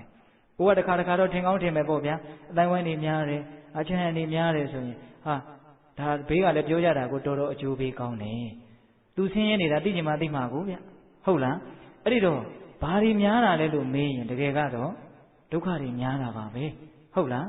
အဲ့ဒီတော့ရှင်ရင်သေးကသူတယောက်တည်းနေရတဲ့အတွက်ကြောင့်ကိုသူ့မှာကြည်လင်းနေတယ်ဒါကလည်းပျော်လဲပျော်အောင်မှနော်ထားပါတော့အဲ့ဒီတော့ဦးဇင်းတို့အတိတ်မှာစိတ်ကိုအစင်မလိုက်ဖဲနဲ့အနာဂတ်ကိုမမျှော်လင့်မဲနဲ့ပြစ္ဆုတ်ပံမှာနေတတ်မယ်ဆိုလို့ရှိရင်ဒါပညာရှိသူတော်ကောင်းတို့ရဲ့လမ်းစဉ်ကိုလိုက်ပြီးတော့ကိုအစင်မြင့်မြင့်နေထိုင်ကျင့်သုံးရရောက်တယ်လို့ဒါဦးဇင်းနှစ်ကားထားပြီးကြဆိုနော်နောက်ထပ်ဘယ်နှကားထားပြန်သေးတော့နှစ်ကားထားပြန်နေတယ်ဒါကြားတဲ့ကတေမိယဆက်ကလေးကတာရကလေးဦးဇင်းကထိုးပြန်လိုက်တာဟုတ်လားအဲ့ဒီတော့ဦးဇင်းတို့တတိယကာထာဆက်ပြီးတော့သွားကြစို့နော်ဧဇေဝါကိစ္စမာတပံကောဇင်ညာမရဏံတုဝေနာဟိနောသင်္ကရံတေနမဟာသေနေနမေဇုနာဒီကာထာလေးကြတော့တက္ကကြီးတွေကကြားဘူးကြားလိမ့်မယ်ဗျနိဗ္ဗာန်ဆိုတွေမကြာခဏရွတ်တယ်လေဧဇေဝါကိစ္စမာတပံကောဇင်ညာမရဏံတုဝေနာဟိနောသင်္ကရံတေနမဟာသေနေနမေဇုနာအင်မတန်ကောင်းတဲ့ဂါထာဗျအခုလှုပ်เสียရှိတဲ့အလုပ်ကိုအခုပဲလှုပ်လိုက်ပါတဲ့ဟောနော်ဒီနေ့လှုပ်เสียရှိတဲ့အလုပ်ကိုဒီနေ့ပဲလှုပ်လိုက်ပါဘာကြောင့်လဲဆိုတော့မနေ့ပြန်ရှင်သန်နေပါမယ်လို့ဘယ်သူမှအာမမခံနိုင်ဘူးတဲ့လောင်ကြီးစားကြီးလုပ်မယ်ငါမနေ့ပြန်မသေးသေးဘူးလို့အဲ့လိုတော့မပြောနဲ့နော်ဟုတ်လားဒါသေခြင်းလဲသေနိုင်တယ်သေမယ်လို့သူကလည်းကံသေကံမမပြောပါဘူးဟုတ်လားသေခြင်းလဲသေမယ်ရှင်ခြင်းလဲရှင်မယ်ပေါ့အဲ့ဒီမှာတစ်ချက်စဉ်းစားရကောင်းတာကသေသွားတဲ့ပုဂ္ဂိုလ်တိုင်းဒီနေ့သေတယ်ဆိုရင်မနေ့လောက်ကသူတို့ငါမနေ့ပြန်သေလိမ့်မယ်လို့သူတို့သိကိုမသိဘူးမသိဘဲနဲ့သေသွားတာသိပြီးတော့သေတဲ့မသားအင်မတန်နဲပါတယ်ဟုတ်လားယောဂါတွေနှိမ့်ဆက်ပြီးတော့ငါတော့သေမြန်းသေမလားဒါတောင်မှတချို့သေလောက်သေးပါဘူးလို့ထင်ပြီးတော့သေသွားတာပဲဟုတ်ရဲ့လားဒါကြောင့်ဒီမှာပြောထားတာမနေ့ပြန်ရှင်နေပါမယ်လို့မနေ့ပြန်နေရပါဦးမယ်လို့ဘယ်သူမှမပြောနိုင်ပါဘူးတဲ့ဘာကြောင့်လဲဆိုတော့သေစရာအကြောင်းတရားတွေအများကြီးပိုင်ဆိုင်ထားတဲ့ဒီခန္ဓာကြီးတနည်းအားဖြင့်မြတ်စွာဘုရားကတော့တင်စားပြီးတော့ပြောတာပေါ့ဗျာလက်နဲ့တွေအများကြီးပိုင်တဲ့သေမင်းနဲ့သေမင်းဆိုတာဘာတုံးဆိုတော့ဒီခန္ဓာကိုယ်ကြီးကိုပြောတာဗျသေမင်းကဒီပြင်နေရာနဲ့ဘဝကနေပေါ်လာပြီးတော့ဂုတ်ချိုးသွားတာမဟုတ်ဘူးလေဟုတ်လားဒါပေမဲ့တင်စားပြောတာလက်နဲ့တွေအများကြီးပိုင်တဲ့သေမင်းနဲ့တို့နဲ့ဘယ်တော့ကြမှာတွေ့ရအောင်လို့ချိန်ထားတာမရှိဘူးတဲ့မြတ်စွာဘုရားကအဲ့တော့ဦးဇင်းတို့နားလည်အောင်ပြောရရင်တော့သေတရားအကြောင်းတရားတွေအများကြီးကိုရင်ဝယ်ပိုက်ထားတဲ့ဒီခန္ဓာကိုယ်ကြီးဖြစ်နေတဲ့အတွက်ကြောင့်အချိန်မရွေးသိနိုင်တယ်ဟုတ်လားကံစိတ်ဥဒုအာဟာရအကြောင်းတရား၄ပါးဘယ်အကြောင်းပဲချွတ်တဲ့သိနိုင်တာပဲဟုတ်ရဲ့လားသိကြတာကတော့ကံကတဖြည်းဖြည်းနဲ့တောက်ရည်ဦးတွေကရေအမြဲတမ်းတောက်နေတဲ့တောက်ရည်ဦးတွေကရေလို့တစ်ခွက်တောက်လိုက်ရင်တော့တစ်ခွက်စာနဲသွားတာပဲတရက်နေပြီးရင်တော့တရက်စာနဲသွားတာတော့အမှန်ပဲဒါဘယ်လို့မှမငြင်းနိုင်ဘူးမနေ့ပြန်သေးတယ်မသေးဘူးဆိုတဲ့ကိစ္စအသာထားတရက်နေပြီးရင်တော့တရက်နေစရာကံနဲသွားပြီဆိုတာတော့သိကြတယ်အဲ့ဒါလို့နဲ့ခင်ဗျားတို့ကျွတ်တို့ဟာတဖြည်းဖြည်းနဲ့ရှေ့တိုးစရာမရှိတော့ဘဲနဲ့ဂျောင်ပိတ်မိမှာပဲဗျဟင်ပြီးတော့ပြေးနေတာပဲပြေးရင်နဲ့ရှေ့ကဘာဖြစ်လဲနောက်တော့ပြေးမရတဲ့အခြေအနေရောက်တော့မှာပဲပြေးစရာမြေမရှိဟင်ဒါပေမဲ့အကြာကြီးနေရအောင်မလို့ထင်းနေတာလဲခက်တော့ခက်တယ်နော်အေးဒီမှာမြတ်စွာဘုရားဒါလေးကိုပြောတာဒါကြောင့်သေခြင်းတရားကိုနဲ့သဘောပေါက်ဖို့လိုတယ်ငယ်တယ်ကြီးတယ်မဟုတ်ဘူးဟုတ်လားဒါကြောင့်ဒီတတိယဂါထာလေးကဒီနေ့လှုပ်เสียရှိတဲ့အလုပ်ကိုဒီနေ့ပဲလှုပ်လိုက်ပါတဲ့ဣဇေဝကိစ္စမာတပံကိလေသာတွေကိုငြိမ်းချမ်းသွားစေတဲ့အလုပ်ဒီသာနဲ့အကောင်းဆုံးအလုပ်ဖြစ်တယ်ကျန်တဲ့အလုပ်တွေကအလုပ်လို့တောင်ပြောရမှာတောင်မှအလုပ်သိက္ခာကြပါလေဗျာရှင်းရှင်းပြောရရင်ဟုတ်လားဒ ဒီမှာမြတ်စွာဘုရားကကိလေသာငြိမ်းစေတဲ့အလုပ်တွေနဲ့လူသားတွေနဲ့အထိုက်တန်ဆုံးအလျော်ကန်ဆုံးအလုပ်ပဲဘာကြောင့်လို့သာသနာနဲ့တွေ့တယ်ဉာဏ်ရှိတယ်လူဖြစ်တယ်ကျန်တဲ့အလုပ်တွေဆိုတာကတော့တိဋ္ဌာန်တွေလည်းလုပ်နေတာပဲလေသူတို့ဘဝယက်တည်ရေးအတွက်ကတော့ဘာမှသိကွာလာတာမဟုတ်စားဝတ်နေရေးဆိုတာလူနဲ့တိဋ္ဌာန်နဲ့သိကွာတာမဟုတ်ဘူးလေစားဝတ်နေရေးအစင်းမြင့်မြတ်လုံနိုင်ုံမြတ်နဲ့လူဘဝရဲ့တန်ဖိုးနဲ့ထိုက်တန်ပြီလို့ဘယ်လို့မှပြောလို့မရဘူးအထူးသဖြင့်သာသနာနဲ့တွေ့နေတဲ့ဒကာဓမ္မတို့ဦးဇင်းတို့နဲ့ပိုးပြီးတော့ဒီအလုပ်တွေကိုအလုပ်လို့ပြောလို့မထိုက်တန်ဘူးသာသနာနဲ့မတွေ့တဲ့လူတွေဆိုတော့အဲ့ဒီအလုပ်မလုပ်လဲဒီပြင်အလုပ်လုပ်မှာဆိုတော့သူတို့ကိုသိပြီးတော့မဝေဖန်လိုပါဘူးဟုတ်လားသာသနာနဲ့တွေ့နေတဲ့ဒကာဓမ္မတို့ဦးဇင်းတို့ဒီသားနေရင်ကိလေသာငြိမ်းချောင်းအလုပ်ကိုလှုပ်ချင်းသည်တာနဲ့အကောင်းဆုံးအလုပ်ကျန်တဲ့အလုပ်ဒီအလုပ်လို့ပြောရမှာတောင်ခက်ခက်အလုပ်တွေလို့သဘောပေါက်စေခြင်းဒါကြောင့်မြတ်စွာဘုရားကအာတ္တဗံကိလေသာကိုငြိမ်းချေတဲ့အလုပ်အာထုတ်ခြင်းဝရိယဆိုတဲ့အလုပ်ကိုဒီနေ့ပဲလုပ်လိုက်ပါမနေ့ပြန်ရှင်အောင်မယ်သေအောင်မယ်ဆိုမှမသိပါဘူးဘာကြောင့်လဲသေစရာအကြောင်းတရားတွေအများကြီးကိုရှင်ဝယ်ပိုက်ထားလို့စာလို့တိတိကျကျပြောရရင်စစ်တီပေါင်းများစွာပိုင်ဆိုင်တဲ့သင်မင်းနဲ့ချိန်ထားတာမရှိပါဘူးတဲ့ဟုတ်လားအေးဒါလေးနဲ့ပတ်သက်ပြီးတော့ဦးဇင်းတို့ကဘယ်တုတ်တန်လေးကိုတက်တည်ထုတ်ချင်တာလဲဆိုတော့ဦးဇင်းတို့သက္ကတာဝကတန်ရုပ်ပါဠိတော်မှာအာယုတုတ်တန်ဆိုပြီးတော့ဟောထားတာရှိအာယုဆိုတာအသက်အဓိပ္ပာယ်ရတယ်ဒါတော့သိပါတယ်နော်တခါကြီးတော့ဟုတ်လားအာယုအဲ့ဒီမှာမြတ်စွာဘုရားကယဟန်တော်တွေကိုတရားဟောနေတယ်တဲ့ဇေတဝန်ကျောင်းတော်မှာဘယ်နဲ့ဟောနေသလဲဆိုတော့အပ္ပမိဒံဘိက္ခဝေမနုဿာနံအာယုဘိက္ခဝေจิตသားယဟန်တော်တို့မနုဿာနံလူသားတို့ရဲ့ဣဒံအာယုဟောဒီအသက်ဆိုတာအပ္ပံတကယ်မှနည်းနည်းကလေးလူတွေရဲ့အသက်ဆိုတာလူသားတွေရဲ့အသက်ဆိုတာဘာလဲတော့နည်းနည်းလေးတဲ့ဒကာဓမ္မတို့ဦးဇင်းတို့ကအများကြီးလို့ထင်တယ်သုံးမကုံလောက်အောင်ရှေ့မှာအကြာကြီးကြံသေးတယ်လို့ထင်တယ်ဘုရားဘယ်လိုပြောနေတာလဲအသက်ဆိုတာနည်းနည်းလေးတဲ့နော်အပ္ပမိဒံဘိက္ခဝေမနုဿာနံအာယုဂမဏီယောတံပရာယောတမလွန်ခရီးကိုသေချာပေါက်သွားရလိမ့်မယ်ဂမဏီယောတံပရာယောတမလွန်ခရီးကိုသေချာပေါက်သွားရမယ်ဘာဆက်ပြောတော့ကတ္တဗံကုတလံစရိတဗံဗြမစရိယံနတ္တိဇာတတအမရဏံကုတလံကောင်းတဲ့အမှုကိုကတ္တဗံပြုတိုက်ကုန်၏ဗြမစရိယံမြတ်တဲ့အကျင့်ကိုစရိတဗံနေကျင့်သုံးတိုက်ကုန်၏နှစ်ချက်တိုက်တွန်းတယ်နော်အသက်ဆိုတာတူတူလေးနည်းနည်းလေးသေချာပေါက်တမလွန်ခရီးကိုသွားရမယ်ဒါလေးပိုင်းနေတဲ့အချိန်ကလေးမှာနှစ်ချက်တိုက်တွန်းတယ်ကောင်းမှုကိုပြုပါမြတ်သောအကျင့်ကိုကျင့်ပါဘိတ္တရေပြောကြည့်စမ်းပါဗျာကောင်းမှုကိုပြုပါမြတ်သောအကျင့်ကိုကျင့်ပါဘာကြောင့်ကောင်းမှုကိုပြုပါလို့တလုံးနဲ့မပြောရသလဲဘာကြောင့်မြတ်သောအကျင့်ကိုကျင့်ပါလို့ဒီတစ်ခုတည်းမပြောရသလဲဒါမစဉ်းစားသင့်ဘူးလား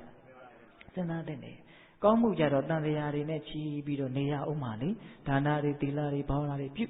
မြတ်သောအကျင့်နဲ့ကျင့်ဝိပဿနာတရားတွေကျင့်ရနော်နှစ်မျိုးပြောတာနော်ပြည့်စုံအောင်ပြောတာနော်ကတ္တဗံကုတလံကောင်းမှုကိုကတ္တဗံပြုတိုက်ကုန်၏ဗြမစရိယံမြတ်တဲ့အကျင့်ကိုစရိတဗ္ဗာနေကျင့်သုံးတိုက်ကုန်၏နတ္ထိဇာတတအမရဏံဇာတတမွေးဖွာလာသောတတ္တဝါအမရဏံမသိဘူးဆိုတာနတ္ထိမရှိနိုင်ဘူး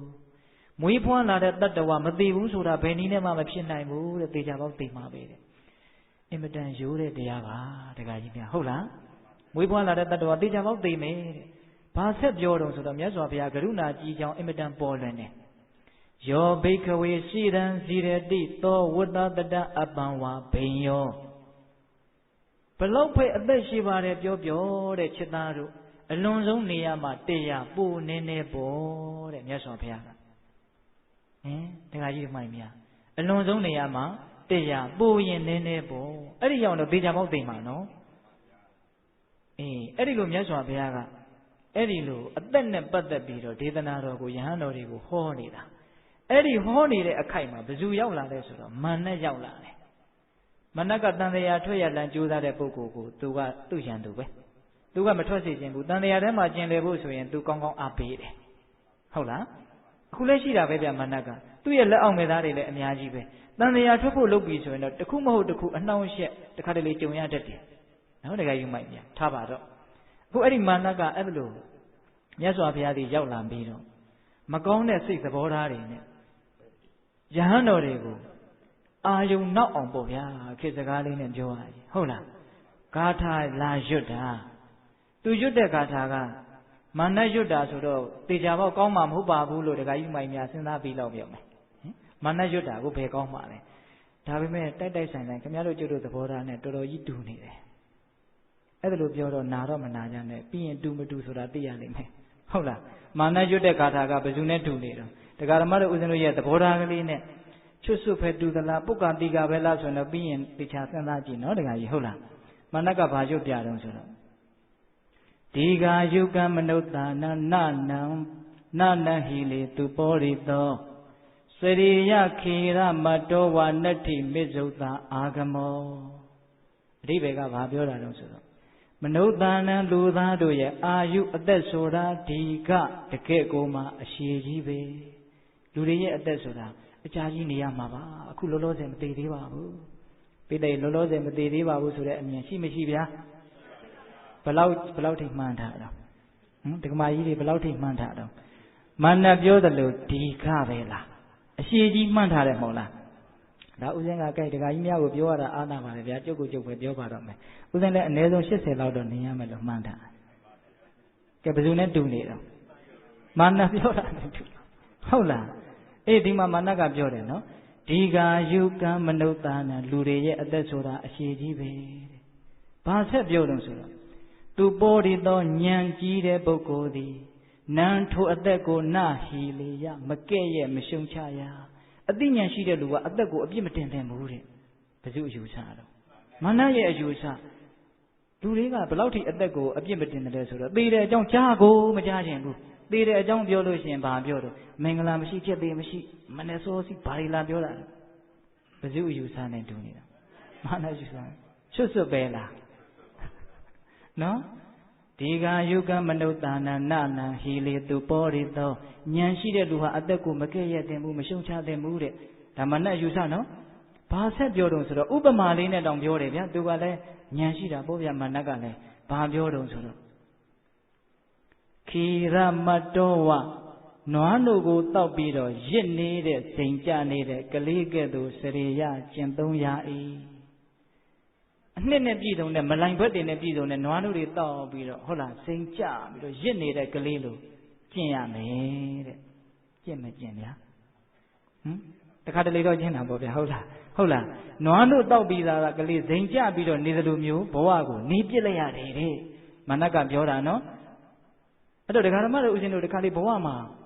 တကယ်ရင်မှုပြီးတော့ကိုယ့်အကိုตายရပြီးတော့ဒါတိကိုယ့်အကိုရင်မှုတယ်လို့တော့မထင်ဘူးပေါ့ဒါပေမဲ့လို့နေချင်းသေးတယ်ဘဝမှာနေရတာမပြင်းပါဘူးဘာဖြစ်နေအောင်ဆိုဘဝတဏှာဟုတ်လားနွားတို့နဲ့ရစ်နေတဲ့ကလေးနဲ့တခါတလေတူးနေတယ်မဟုတ်လားအဲ့ဒါမာနကပြောတာနွားတို့တောက်ပြီးတော့ရစ်နေတဲ့ကလေးလိုကျင့်ရမယ်တဲ့နောက်ထပ်ဘာဆက်ပြောလို့ဆိုတော့နတ္ထိမစ္ဆုတအာဂမောသေခြင်းတရားကတော့လောလောဆယ်ရောက်မလာသေးပါဘူးတဲ့ဟုတ်လားမစ္ဆုတသေမင်းရဲ့အာဂမောရောက်လာတယ်ဆိုတာနတ္ထိမရှိပါဘူးသေမင်းကြီးရောက်မလာပါဘူးဒါလည်းနည်းနည်းတော့တူတယ်လို့ထင်တာပဲတခါကြီးတို့ရအဲ့ဒီလိုမြတ်စွာဘုရားကိုတန်ဃာတော်တွေတရားဟောနေတဲ့အခိုက်မှာမာနကအဲ့ဒီကာထာလာပြီးတော့ရွတ်ပြအဲ့ဒီလိုရွတ်ပြတော့မြတ်စွာဘုရားကပြန်ပြီးတော့တုံ့ပြန်ရတာဗောဗျနော်အဲ့ဒီမှာမြတ်စွာဘုရားကမာနရဲ့အယူအဆနဲ့ဆန့်ကျင်ဘက်တရားဓမ္မတို့ဥစဉ်တွေကြိုးစားပြီးတော့နှလုံးသွင်းရမယ်သဘောထားကလေးကိုမြတ်စွာဘုရားရွတ်ပြတယ်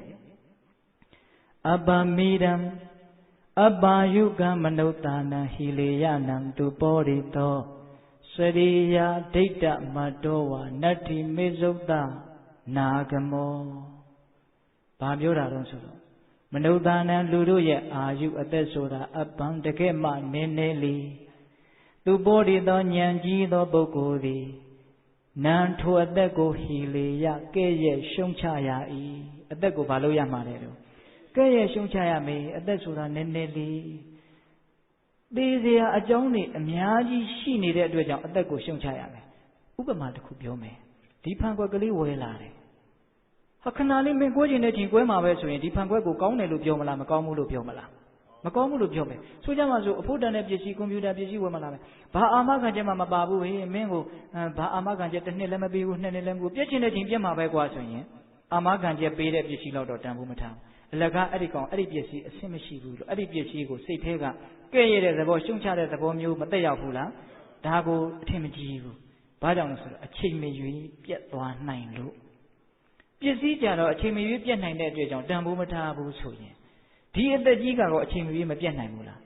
အဲ့ဒါကြတော့ဘလို့ဖြစ်နေတယ်အများကြီးတန်ဖိုးထားနေတယ်မကဲ့ရဲ့နိုင်ဘူးမရှုံချနိုင်ဘူးဒါကြောင့်မြတ်စွာဘုရားကဉာ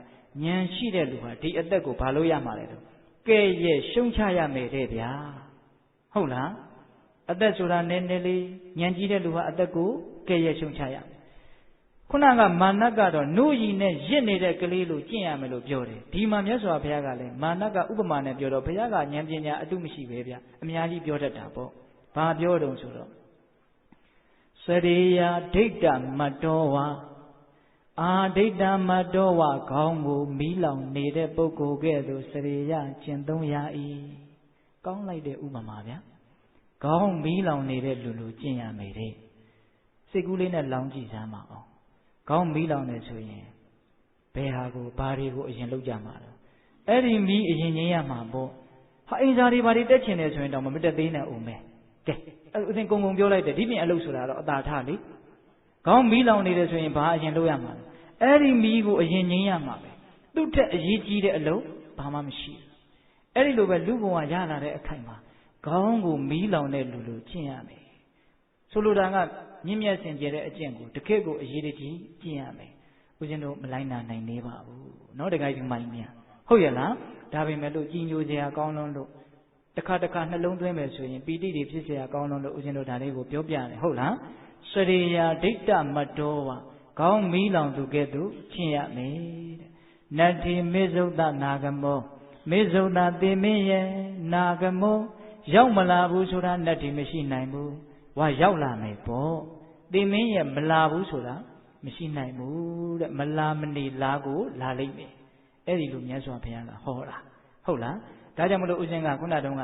ဗတ္တိကရတ္တသုတ်တံရဲ့တတိယဂါထာလေးကိုဒါလေးနဲ့ပေသက်ပေါင်းသူတော်ကောင်းတို့ကိုဘဟုတုတ္တလည်းဖြစ်စေခြင်းလို့ချဲ့ပြတာနော်အဲ့ဒီမှာမာနမျက်နှာမသာမယာဖြစ်ပြီးတော့သူ့နဲ့ပြီးသူပြန်သွားတာဟုတ်လားတရားဓမ္မတို့ဦးဇင်းတို့အတွက်ကတော့အမျက်ကြံရစ်တာပေါ့ဗျာမာနကြီးတောင်ကျေးဇူးတင်ရမလို့မျိုးပေါ့ဟုတ်လားအေးဒါကြောင့်မြတ်စွာဘုရားကဒီဗတ္တိကရတ္တသုတ်တံမှာဒီနေ့လှုပ်เสียရှိတဲ့အလုပ်ကိုဒီနေ့ပဲလှုပ်လိုက်ပါမနေ့ပြန်ရှင်းအောင်မယ်လို့မပြောနိုင်ဘူးဟုတ်လားဘာကြောင့်လဲဆိုတော့သေခြင်းတရားပေါင်းမြောက်များစွာဆက်ဆံနေတဲ့ဒီခန္ဓာကိုယ်ကြီးဖြစ်နေတဲ့အတွက်ကြောင့်ပဲတဲ့နော်အေးအဲ့ဒါတတိယဂါထာဟုတ်လားအေးအချိန်ကတော့ကွက်တိပဲဗျာနော်နောက်ထပ်တစ်ဂါထာကြံသေးတယ်နော်အေးအဲ့ဒီဏိဂုံးကျုပ်ဂါထာလေးဦးဇင်းတို့ဆက်ပြီးတော့သွားရအောင်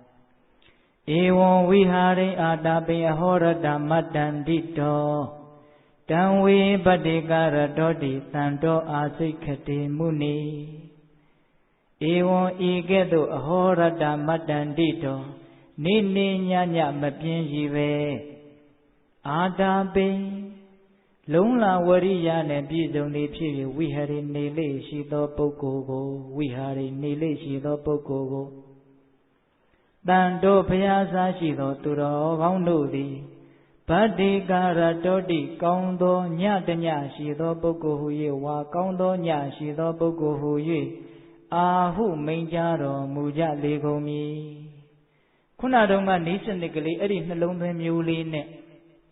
နေနေညညမပြင်းရည်ပဲနဲ့ဒါလေးကလည်းအရေးကြီးတယ်နော်နေနေညညမပြင်းရည်ပဲနဲ့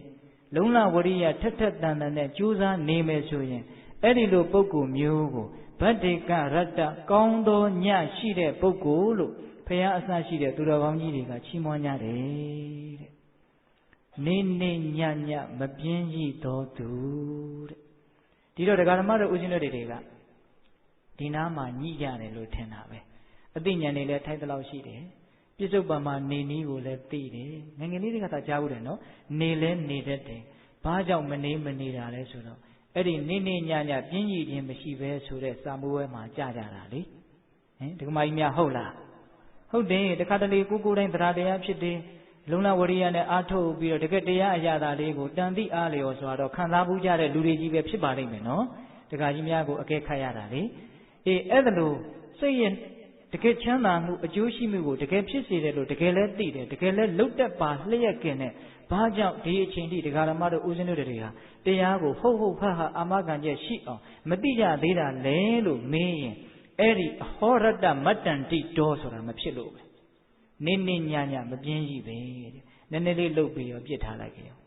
နည်းနည်းလေးလှုပ်ပြီးတော့ပြစ်ထားလိုက်ကြရောပြစ်ထားတာနဲ့လှုပ်တဲ့အချိန်နဲ့ကအစမတန်ကွာလွန်းနေတယ်ကွာလွန်းလို့တော့ဘယ်ရောက်မလဲဗျဟုတ်လားဒါကြောင့်မြတ်စွာဘုရားကဒီမှာဏိကုံးချုပ်ကလေးအင်မတန်လှတယ်နော်တခါကြီးမှများနေနီးထိုင်နီးကိုလည်းပြောခဲ့တယ်ပြောပြီးတော့ဒါကိုလည်းပဲတကယ်လုံးမသားလျင်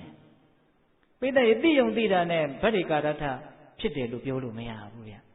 တိယုံတိတာနဲ့ဗတ္တိကာရထမဖြစ်သေးဘူးအဲ့ဒီတိတိအတိုင်းလုံလဝရိယပြင်းပြင်းထန်ထန်နဲ့နေနေညညနေရောညရောလို့တောင်ပြောထားတယ်နော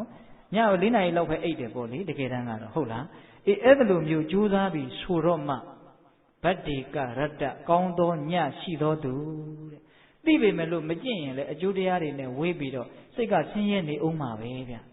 ျဟုတ်လားတခါကြီးမိုင်ညာသိတာကသိတာပဲလေကျင့်ပြီးတော့သိတဲ့အသိနဲ့တွေးပြီးတော့သိတဲ့အသိသာဖတ်ပြီးတော့သိတဲ့အသိဘလို့မှမတူဘူးလေဟုတ်လားဒါကြောင့်မြတ်စွာဘုရားကနေနီးထိုင်နီးကိုလည်းပဲ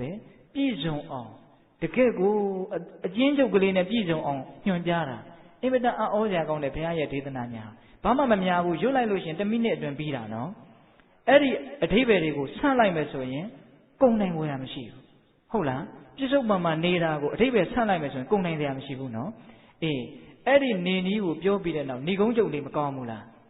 းကောင်းတယ်ကြိုးစားလဲကြိုးစားအောင်မဟုတ်ရလားဒါကြောင့်တရားဓမ္မတို့ဦးဇင်းတို့တွေဒီဗတ္တိကရတ္တလို့ကောင်းသောညရှိသူလို့ဘုရားချီးမွမ်းခဲ့တဲ့နော်ဒီအခြေအနေမျိုးကိုရခြင်းရင်ဒီတုတ်တန်ကလေးကိုတရားဓမ္မတို့ဦးဇင်းတို့တွေမမေ့မပြောက်အောင်ခုဦးဇင်းအတိတ်ပဲပြောလိုက်တယ်အများကြီးလည်းခက်ခက်ခဲခဲကြီးမဟုတ်ပါဘူးနော်သို့တော့အင်မတန်မှန်တယ်အင်မတန်လည်းအကျိုးရှိပါတယ်ဒါလေးကိုမေ့မပြစ်ကြနဲ့ဟုတ်လားလုံနိုင်တာမလုံနိုင်တာကတော့ဒုတိယအဆင့်လုံနိုင်ရင်တော့အကောင်းဆုံးပေါ့နော်လောလောဆယ်ကတော့ဒီအဓိပ္ပာယ်လေးကိုထက်ချီတလဲလဲသတိရနေရင်ကိုပဲထိုက်တဲ့လောက်တော့လှုပ်ဖြစ်သွားလိမ့်မယ်လို့ဦးဇင်းကထင်တယ်ဟုတ်လားဒါကြောင့်ဒီအဓိပ္ပာယ်လေးကိုမမေ့ပါနဲ့ဘာကြောင့်လို့ဆိုဒီအဓိပ္ပာယ်လေးကိုသိခွင့်ရတဲ့ဒီအသိဉာဏ်လေးကအင်မတန်တန်ဖိုးကြီးလွန်းလို့ပါဆိုကြပါစို့တရားဓမ္မတို့ကိုယရဏတိုင်ညွှန်းစာကြီးပေးလိုက်တယ်ဘယ်ကြောင့်ထိုးတာမှမသိဘူးကဲပျောက်သွားတယ်ဘလောက်ဝမ်းနေစရာကောင်းလဲပိုင်ခဲ့ဘူးတယ်နော်ရှိခဲ့ဘူးတယ်နော်ဒါပေမဲ့တကယ်လုံးတော့မယ်ဆိုတော့ तू မရှိတော့အဲ့တော့ဘဝမှာတစ်ခါတချို့အတွေးကလေးတွေတချို့အသိဉာဏ်ကလေးတွေကိုရခဲ့ဘူးတယ်သိခဲ့ဘူးတယ်ဟိုမြင့်နဲ့အကြီးကိုမဆိုလိုဘူးနော်အဲ့ဒီလောက်ကောင်းတဲ့အသိဉာဏ်လေးတွေရခဲ့ဘူးတယ်အဲ့ဒါတခါတလေကြက်ပြောင်းမပြောက်ပြောင်းနေရောဘယ်ချိန်နေမှမသိဘူးအဲ့ဒါတိုက်ရိုက်ဆိုင်စားကိုကြည့်တော့အော်ငါဒီအသိလေးသိခဲ့ဘူးသားပဲနှမျိုးစရာကောင်းတယ်ဟုတ်လားဒါကြောင့်သိခဲ့ပြီးသားအသိလေးကိုထိမ့်သိမ်းကြဖို့လည်းမလိုဘူးလားလိုတယ်ဒါကြောင့်ခုနတုန်းကနတ်ကပြောတာနော်သမိဋ္ဌိကိုအဲ့ဒါသင်ဆောင်ထားနိုင်သလားလို့မေးတာဒီပါဠိကာထာလေးကိုဆောင်ထားမယ်ဘာမှတရားဓမ္မတို့ဟိုစီးပွားရေးလိုသဘောထားပြီးတော့လုပ်မယ်ဆိုရင်ပိဋကသုံးပုံကိုတော်တော်ကျွမ်းကျင်တဲ့လူတွေတောင်ဖြစ်နိုင်တယ်တရားကြီးမိုင်များအဲ့တော့အများကြီးမဟုတ်ဘူးဒီရွတ်လိုက်ရင်1 မိနစ်အတွင်းပြီးမဲ့ဒီကာထာလေးကိုတရားဓမ္မတို့အနဲ့မြန်မာကလေးပါရကျင်တယ်ဆိုရင်လေဒီခေတ်ကြီးမှာအင်မတန်ရှာရဖွေရတာလွယ်ပါတယ်ဗျဟုတ်လားအဲ့ဒါလေးကိုအနဲ့ကလေးပါရေးအဓိပ္ပာယ်လေးပါကြည့်ပြီးတော့ဒါလေးကိုရအောင်ကြက်ပြီးတော့ရွတ်နေမယ်ဆိုလို့ရှိရင်နောက်အမှတ်ရတိုင်းရွတ်တယ်ကိုကအဓိပ္ပာယ်လည်းသိခဲ့ပြီးသားဆိုတော့အဲ့ဒီဆိုလိုရင်းအဓိပ္ပာယ်အနှစ်သာရလေးသိထားတဲ့နားလည်မှုကလေးကပြန်ပြီးတော့သတိရနေတယ်ရနေရင်ရတဲ့အချိန်မှာကိုပဲလှုပ်ဖြစ်သွားတာသိကြတယ်လှုပ်ဖြစ်တယ်ဟုတ်လားအတိတ်ကိုပြန်ပြီးတော့မစင်စားနဲ့ပြန်ပြောမယ်နော်နည်းနည်းလေးအနှစ်ချုပ်လေးပြန်ပြောမယ်နော်ဦးဇင်းအခုပြောတာ1 နာရီနဲ့5 မိနစ်ရှိသွားပြီနော်အကွက်တိပဲဟုတ်လားဒီဗတ္တိကာထသုတ်တန်ရဲ့အဓိပ္ပာယ်လေးကောင်းလွန်းလို့ဟုတ်လားအတိတ်ကိုအစင်မလိုက်နဲ့ဘာကြောင့်လဲအတိတ်ဆိုတာပြီးခဲ့ပြီအနာဂတ်ကိုမမျှော်လင့်နဲ့အနာဂတ်ကရောက်မလာသေးဘူးပြစ္ဆုတ်ပံဖြစ်စေကလေးမှာဖြစ်နေတဲ့အတိုင်းလေးအမှန်တိုင်းသိပြီးတော့နေမယ်ဆိုရင်အဲ့ဒီမြင့်မြတ်တဲ့စိတ်ကိုတဏမာနဒိဋ္ဌိတွေကသွေးဆောင်ခြင်းကလည်းမစွမ်းနိုင်ဘူးဒေါသတရားတွေကလည်းမဖြတ်ရှိနိုင်ဘူးအာယုန်တွေကစိတ်ကိုကပေါက်ကပြက်ဖြစ်အောင်မလုပ်နိုင်ဘူးလို့ပြောတာတနည်းအားဖြင့်လောဘဒေါသမဖြစ်ဘူးလို့ပြောတာမမြင့်မြတ်ဘူးလားအဲ့ဒီအချိန်လေးမှာဒါကြောင့်ပြစ္ဆုတ်ပံမှာနေရနော်ဒါတစ်ပိုင်းနော်အဲ့ဒီအတိကိုရပြီးရင်ကြိုးစားတော့ ကြိုးစားတော့ဆိုတဲ့နေရာမှာဒီအသက်ကိုအာရုံပြုပြီးတော့ကြိုးစားခိုင်းတာမြတ်စွာဘုရားကနော်အသက်ဆိုတာမနှက်ဖြန်ထိရှင်မယ်လို့ဘယ်သူမှမပြောနိုင်ဘူးဒါကြောင့်သေကြတဲ့အချိန်မှာသေကြတော့လေးရအောင်ယူလိုက်သိကောင်းတာပဲနော်ဒကာကြီးမကြီးများအေးအဲ့ဒီဂါထာအဲ့ဒါလေးကိုပြောပြီးတော့နောက်ဆုံးဂါထာကြတော့ဘလို့ထပ်ပြီးတော့တိုက်တွန်းတယ်လေအဲ့ဒီအတိအဲ့ဒီအတွေ့ကလေးတွေနဲ့တွေးပြီးတော့အဲ့ဒီအတိအဲ့ဒီနေနီးကလေးနဲ့နေစမ်းမှာဘယ်လိုနေရမှာလဲအဟောရတ္တမတ္တန္တိတောနေနေညညမပြင်းရှိပဲနဲ့ပြင်းထန်တဲ့လုံလဝရိယနဲ့ကြိုးစားပြီးတော့နေမယ်ဆိုရင်တော့အဲ့ဒါဗတ္တိကရတ္တကောင်းသောညရှိသူလို့ဖရာအစရှိတဲ့သူတော်ကောင်းကြီးတွေချီးမွမ်းခြင်းနဲ့ထိုက်တန်တဲ့ပုဂ္ဂိုလ်ဟုတ်ရဲ့လားဒါကြောင့်ပေတပေါင်းသူတော်ကောင်းတို့ကိုဦးဇင်းတို့အားရပါရပဲပြောလိုက်ပါလေဒီသုတ်တန်ကြီးကိုဦးဇင်းတို့အကုန်လုံးကုံစင်အောင်အဓိပ္ပာယ်မဖွင့်နိုင်ဘူးလို့ဝန်ခံခဲ့တယ်နော်တကယ်ဒီမှာညာဒါဦးဇင်းနားလေတလောက်ကလေးပြောသွားတာဒါတော့ဦးဇင်းတစ်ချက်ကြံသွားတယ်ဒီပြစ္ဆုတ်ပံဆိုတာလေးနဲ့ပတ်သက်ပြီးတော့ကျမ်းဂန်တွေထဲမှာဘာနဲ့ဥပမာပေးအောင်ဆိုလှဲဘိန်းနဲ့ဥပမာပေးတယ်ဒါလေးဦးဇင်းပြောဖို့မေ့သွားတယ်ဆိုကြပါစို့လှဲဘိန်းကြီးတစ်ဘိန်းကတ္တရာလမ်းပေါ်လိမ့်နေတယ်မြင်းကြည့်စမ်းပါမျက်စိနဲ့အဲ့ဒီဘိန်းကြီးအကြီးကြီးကတ္တရာလမ်းပေါ်မှာလိမ့်နေတယ်နော်အဲ့ဒီဘိန်းနဲ့ကတ္တရာလမ်းနဲ့တကယ်ထိတဲ့ဧရိယာဘယ်လောက်ချိန်မလို့ချင်းချင်းလေးနော်တလက်မတကယ်လမ်းကမှန်လို့ပြောင်းနေတယ်ဆိုရင်တော့တလက်မလောက်ပဲရှိလိမ့်မယ်နဲ့တူတယ်နော်အဲ့တော့လိမ့်ပြီးတော့လွတ်သွားတော့မလိမ့်နေတာနဲ့ထပ်ပြီးတော့ထိပြန်ရောဟုတ်လားဟောလိမ့်ပြီးသားလေးထိပြီးသားလေးကလွတ်သွားပြန်ရောနောက်ထပ်မထိသေးတာလေးကထပ်ပြီးတော့ထိပြန်ရောဒါနားလေအောင်ဥပမာပေးကြတာပညာရှိကြီးတွေကဟုတ်လားအဲ့ဒါနဲ့အင်မတန်တူတယ်အခုပြစ္ဆုတ်ပံအခုပြီးတာနဲ့မရှိတော့ဗျာမို့နောက်ထပ်အခုတစ်ခုကရောက်လာပြန်ရောနောက်ထပ်အခုတစ်ခုကရောက်လာပြန်ရောအရင်အခုကကြောက်သွားပြန်ရောအဲ့ဒီနောက်ထပ်ရောက်လာတဲ့အခုဆိုတာကပြစ္ဆုတ်ပံဆိုတဲ့ယုံနံကပြစ္ဆုတ်ပံဆိုတာယုံနံကိုရည်ရွယ်ပြောတာနော်အဲ့ဒါဘယ်ကရောက်လာတာလဲဆိုတော့မိုးဘော်ကကြာလာတာလည်းမဟုတ်ဘူးဒီစိုးစောကဖြစ်သွားတဲ့ယုံနံတွေကအကြောင်းဆက်ပြီးတော့နောက်ထပ်ဖြစ်ပေါ်အောင်သူကလုတ်ပေးထားခဲ့တယ်လို့ပဲပြောကြပါစို့ဟုတ်လားနော်အနန္တရပစ္စည်းတို့ပဋ္ဌာန်းတွေလေ့လာကြည့်ရင်ဒါသိနိုင်တယ်နော်သူကမရှိသောအဖြစ်နဲ့ကျေးဇူးပြုတဲ့နတ္ထိပစ္စည်းဟောပေါ့ဟုတ်လားသူပျောက်သွားတဲ့အတွက်ကြောင့်နောက်ဟာကရောက်လာတာဟုတ်လားသူအရှိကယုံနံကအကြောင်းခံပြီးတော့နောက်ကယုံနံကတောက်လျှောက်ရောက်လာတယ်အဲ့ဒီနောက်ကရောက်လာတဲ့ယုံနံကဟိုနားလေးကနေထိုင်ပြီးတော့ဟိုကောင်ပြက်သွားရင်ငါဝင်ပဲဆိုပြီးတော့စောင့်နေတာလေမရှိဘူးအင်မတန်ဆန်းကျယ်တဲ့ယုံနံသဘာဝတရားတွေဒါတွေကိုသဘောပေါက်ရင်သဘောပေါက်တဲ့လောက်ဒကာဓမ္မတို့ဦးဇင်းတို့ရဲ့ဘောဟာငြိမ်းချမ်းမှုရမယ်ဟုတ်လားဒါကြောင့်အဲ့ဒါလေးကိုဦးဇင်းကပြောဖို့မေ့သွားလို့ဒကာကြီးကတရားကိုတော်တော်မြတ်နိုးတဲ့သဘောရှိလို့ဦးဇင်းကပြောပြတာဟုတ်လားအေးအဲ့ဒီတော့လဲဘိန်းကလေးမျက်စိနဲ့မြင်ပါစေနော်ဒကာကြီးမိုက်ညာတကယ်ထိနေတဲ့အခိုက်အတန့်လေးဟာဣရိယာလေးဟာကျင်းချင်းလေးဒါကြောင့်ဘဝမှာတကယ်နေရတယ်ဆိုတဲ့အချိန်လေးကတကယ်နည်းနည်းလေး2စက္ကန့်တောင်တစ်ပြိုင်နဲ့မရဘူး1စက္ကန့်တောင်တစ်ပြိုင်နဲ့မရဘူးအခုမီလီစက္ကန့်နဲ့ဟုတ်လားနော်အပြည့်ပြိုင်တဲ့လူတွေကြည့်တယ်သိတယ်မဟုတ်လားဒကာကြီးတို့နော်1စက္ကန့်ကိုအပိုင်းမုံများစွာပိုင်းလို့ရတယ်နော်ဒီမှာကျမ်းဂန်တွေကတော့အင်မတန်ခက်မိပါတယ်ဗျာပေးထားတာသောသောကဥစဉ်ပြောခဲ့တယ်ပုတ်ဆောက်ဖျားပေါ်မှာမုံကြီးစိတ်တင်တာဘယ်လောက်ကြအောင်နေမလဲဘယ်လောက်မှမကြဘူးလေဒီစတော်ဘုရားကြီးပေးတဲ့ဥပမာကိုလည်းကြုံလုံးပြောလိုက်ခြင်းလေးတယ်သူကဘာပြောတော့ဆိုစာရွက်100လောက်1000လောက်ရှိတဲ့စာအုပ်အထူကြီးနော်အဲ့ဒါကိုချပြီးတော့အင်မတန်ထက်တဲ့တန်ချောင်းတစ်ချောင်းစို့တစ်ချောင်းတင်ပြီးတော့10ပေါင်တူနဲ့ဒိုင်းဆိုထုချလိုက်ဒိုင်းဆိုတာနဲ့တခါတည်းပေါက်သွားတာပဲဒိုင်းဆိုပေါက်သွားအရွက်1000လုံးပေါက်သွားနော်အဲ့ဒီအရွက်1000ပေါက်တဲ့နေရာမှာပေးသက်တို့စဉ်းစားကြည့်အဲ့ဒီအရွက်1000ဟာတပြိုင်နက်တည်းပေါက်သွားတာလားဒကမာကြီးတွေတပြိုင်နက်တည်းပေါက်တာလားဒိုင်းဆိုပေါက်တော့ပေါက်သွားတာပဲနော်ဒါပေမဲ့တပြိုင်နက်တည်းပေါက်တာမဟုတ်တရွက်ပြီးမှတရွက်ပေါက်တာဘယ်လောက်မြန်တော့တရွက်ပြီးမှတရွက်ပေါက်တာနော်မြင်တယ်တော့ဒါဉာဏ်အလုပ်ဒါကိုတက်တည်ပြတရားမလို့ဘူးဉာဏ်ကတက်တည်ပဲတကယ်တမ်းကတော့ဟုတ်လားဒါပေမဲ့ဘယ်လိုလေးပြီးသွားတယ်ဆိုအခုခေတ်ကတော့ပစ္စည်းတွေကသိပြီးတော့ဆန်းကျယ်တော့ဟိုဗီဒီယိုအောက်ဆက်မျိုးတွေနဲ့စနိုးလေးနဲ့ရောက်ကြည့်ရင်ဒါသိတာပဲဟုတ်လားအဲ့လိုပဲကိုယ့်ရဲ့ယုံ nant ကိုလည်းပဲအဲ့လိုအနှေးကလေးနဲ့တစ်ခါတလေကြည့်ကြည့်ပေါ့ဟုတ်လားတစ်ခါတလေအမြန်နဲ့ကြည့်ရင်လည်းကြည့်ပေါ့ဘဝမွေးတယ်နေတယ်သေတယ်မြန်တာမှာကိုကျန်တာဘာမှပြောမနေနဲ့ဟုတ်လားအဲ့ဒီတော့ဘဝမှာတကယ်နေရတဲ့အချိန်ဟာတကယ်နည်းနည်းလေးအဲ့ဒီနေရတဲ့အချိန်လေးကိုသဘောပေါက်ဖို့လိုတယ်အခုနေရတဲ့အချိန်ကိုမျက်ွယ်ပြုတ်ပြီးတော့နေခဲ့ပြီးသားမရှိတော့တာနဲ့အချိန်ကုန်တယ်မနေရသေးမရှိသေးတာနဲ့အချိန်ကုန်တယ်ဘယ်လောက်လွဲတယ်လဲဒါ ဒါဥစဉ်တို့လည်းလွဲနေတာပဲနော်အဲ့ဒါကိုလွဲတာတွေကိုနည်းနည်းတဲ့သွားအောင်ဟုတ်လားဒီတုတ်တန်လေးကိုအရာကျက်ဒီအဓိပ္ပာယ်တွေကိုမေ့မပြစ်နဲ့ဒါလေးကိုဆောင်းထားဟုတ်လားဆောင်းထားပြီးတော့တကယ်လိုက်နာကျင့်သုံးမယ်ဝရိယနဲ့တကယ်ကြိုးစားမယ်ဆိုရင်တော့အဲ့ဒါပါလေဗတ္တိကရတ္တကောင်းသောညရှိသူတဲ့အဲ့ဒါလို့မနေပါဘဲနဲ့အတိတ်နဲ့အနာဂတ်ကိုတခါတည်းထုတ်စည်းတိုးတယ်လို့ဟိုပြေးလိုက်ဒီပြေးလိုက်လုံနေမယ်ဆိုရင်တော့ဗတ္တိကရတ္တ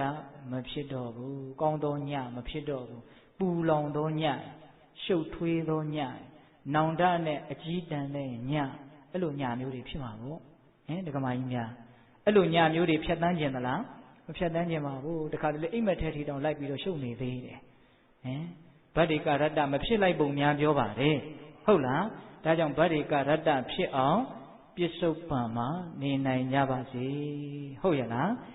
ဒါကြောင့်ဦးဇင်းတို့ဘယ်နှကားထားလဲ4ကားထားအနှစ်ကလေးတွေကြီးပဲလို့ကိုတရားကိုအမွှန်းတင်တာမဟုတ်ကိုတရားလည်းမရှိပါဘူးဗျာဦးဇင်းကပြောရင်တခါတလေစကားကလွန်းသွားတယ်ဟုတ်လားဘုရားတရားနော်ဟုတ်လားတခါကြီးမိုင်းမြဟုတ်လားအဲ့တော့ဒီတရားတွေဒကာဓမ္မတို့တွေမမေ့မပြောင်းအောင်ထိမ့်သိမ့်နိုင်ပါစေဆောင်းထားနိုင်ပါစေလို့ဦးဇင်းတို့ဆန္ဒပြုရင်းနဲ့ဒီကာထာ၄ပုဒ်ကိုလည်းထပ်ပြီးတော့ဖြစ်စေခြင်းတဲ့ဆန္ဒကြောင့်တိုက်တွန်းပါမယ်အရာကျက်ပြီးတော့ဆောင်းထားနိုင်ပါစေဟုတ်ရဲ့လားပရိတ်ကြီးတွေတောင်ရွတ်နေကြသေးတာပဲဗျာဟုတ်ရဲ့မို့လား1မိနစ်တောင်မပြည့်ဘူးနော်ဒါကြောင့်ပေးသက်တို့ကိုကြိုးစားနိုင်ကြပါစေလို့ဦးဇင်းတို့ဆန္ဒပြုရင်းနဲ့မေတ္တာပို့ပြီးတော့ဆုံးသတ်ရအောင်တနာရီ15မိနစ်အချိန်အတော်ပါပဲနော်အားလုံးဦးဇင်းတို့မေတ္တာပို့ပြီးတော့ဆုံးသတ်ရအောင်အာယုံပြုပေါ့ဟုတ်လားဘဝတုသဗ္ဗမင်္ဂလရခန္တုသဗ္ဗဒေဝတာသဗ္ဗဗုဒ္ဓ ानु ဘာဝေနတရာဒုက္ခိဘဝန္တုတိဘဝတုသဗ္ဗမင်္ဂလရခန္တုသဗ္ဗဒေဝတာသဗ္ဗဓမ္မာ ानु ဘာဝေနတရာဒုက္ခိဘဝန္တုတိဘဝတုသဗ္ဗမင်္ဂလရခန္တုသဗ္ဗဒေဝတာသဗ္ဗသံဃာ ानु ဘာဝေနတရာဒုက္ခိဘဝန္တုတိ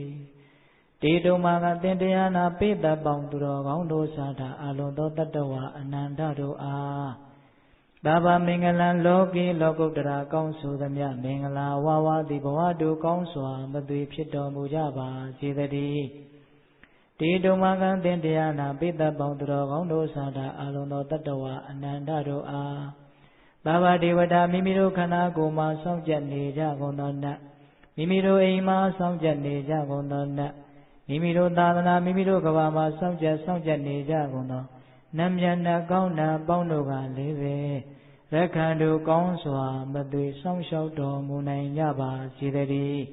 တေတုမာကသင်တရားဓမ္မပေါင်းသူတော်ကောင်းတို့စာတာအလုံးသောတတ္တဝါအနန္တတို့အားသဗ္ဗဗုဒ္ဓ ानु ဘာဝေနကင်္ဂဝါလူသေးစုမကပွင့်တော်မူကြတဲ့ဆူဆူတော်ထာပါဘုရားရှင်ကိုတော်မြတ်တို့ရဲ့တကူတည်သောအနုဘောတော်တို့ကြောင့်၎င်းသဗ္ဗဓမ္မာ ानु ဘာဝေန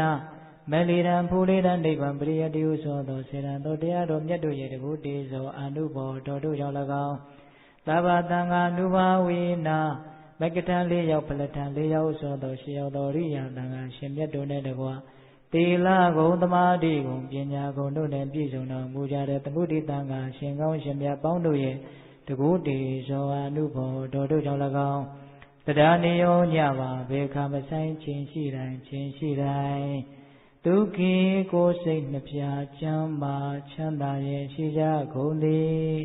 ဘဝတုကောင်းစွာမသွေဖြစ်တော်မူကြပါစေတည်း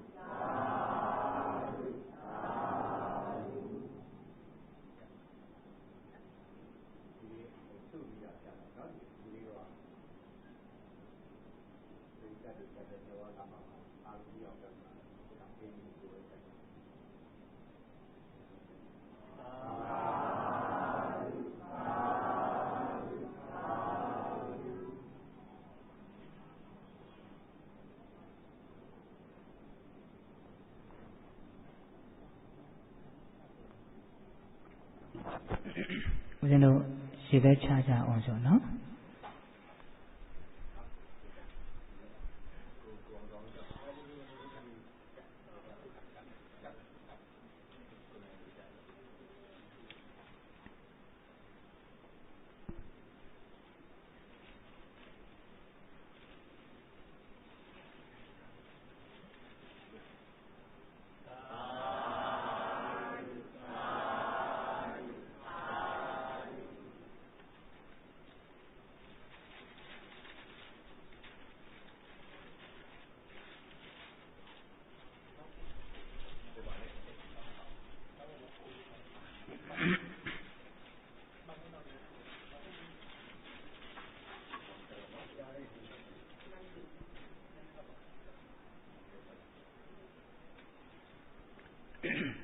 ကဲဦးဇင်းတို့အားလုံးမိမိတို့ပြုလုပ်ထားတဲ့မြင့်မြတ်စင်ကြယ်တဲ့ကုသိုလ်ကောင်းမှုတို့ဖြင့်မဉ္ဇဉ်ဘုံဉဏ်မျက်နှိဗ္ဗာန်ကိုမျက်မှောက်ပြုပါစေလို့ဆုတောင်းကြမယ်တတ္တဝအနန္တအမြင့်အမြတ်ရပြီးတော့ချမ်းသာကြပါစေလို့လည်းပဲအမြတ်တမ်းပေးဝေကြမယ်နော်အားလုံးညီညီညာညာလိုက်ပြီးတော့ဆိုရအောင်ကဲရေပဲချမယ်နော်အရှင်ဖေယဖရာတပည့်တော်တို့သည်ယနေ့ယခုဓမ္မဒါနဓမ္မပူဇာဓမ္မတဝနာဓမ္မဒေသနာတရားအလှူပေးလှူကြရာဒီချိန်ခါ၌စွမ်းနိုင်သမျှလှူဒန်းကြရသောဒါနကုသိုလ်ဆောက်တည်ကြရသောသီလကုသိုလ်တရားနာယူကြရသောဓမ္မတဝနာကုသိုလ်အာယုံပြုကြနှလုံးသွင်းကြရသောဘာဝနာမယကုသိုလ်ဤကဲ့သို့ညာမြတ်သောကုသိုလ်ကောင်းမှုအဆွေစုတို့ကိုပြုလုပ်ကြပါကုန်၏အရှင်ဘုရားဤကောင်းမှုဤကုသိုလ်တို့၏အစွမ်းတတ္တိကြောင့်မဉ္ဇဉ်ဖူဉဏ်မျက်နိဗ္ဗာန်ကိုလျင်မြန်ထုတ်ချောက်မျက်မှောက်ပြုရပါလို၏အရှင်ဘုရားဤကောင်းမှုဤကုသိုလ်တို့၏အဖို့ဘာကကိုအသက်ထင်ရှားရှိမရှိဖြစ်ကုန်သောဘိုးဘွားမိဘဆွေမျိုးသားချင်းတို့အားအစထား၍သာသနာတော်ဆောင်နှင့်များ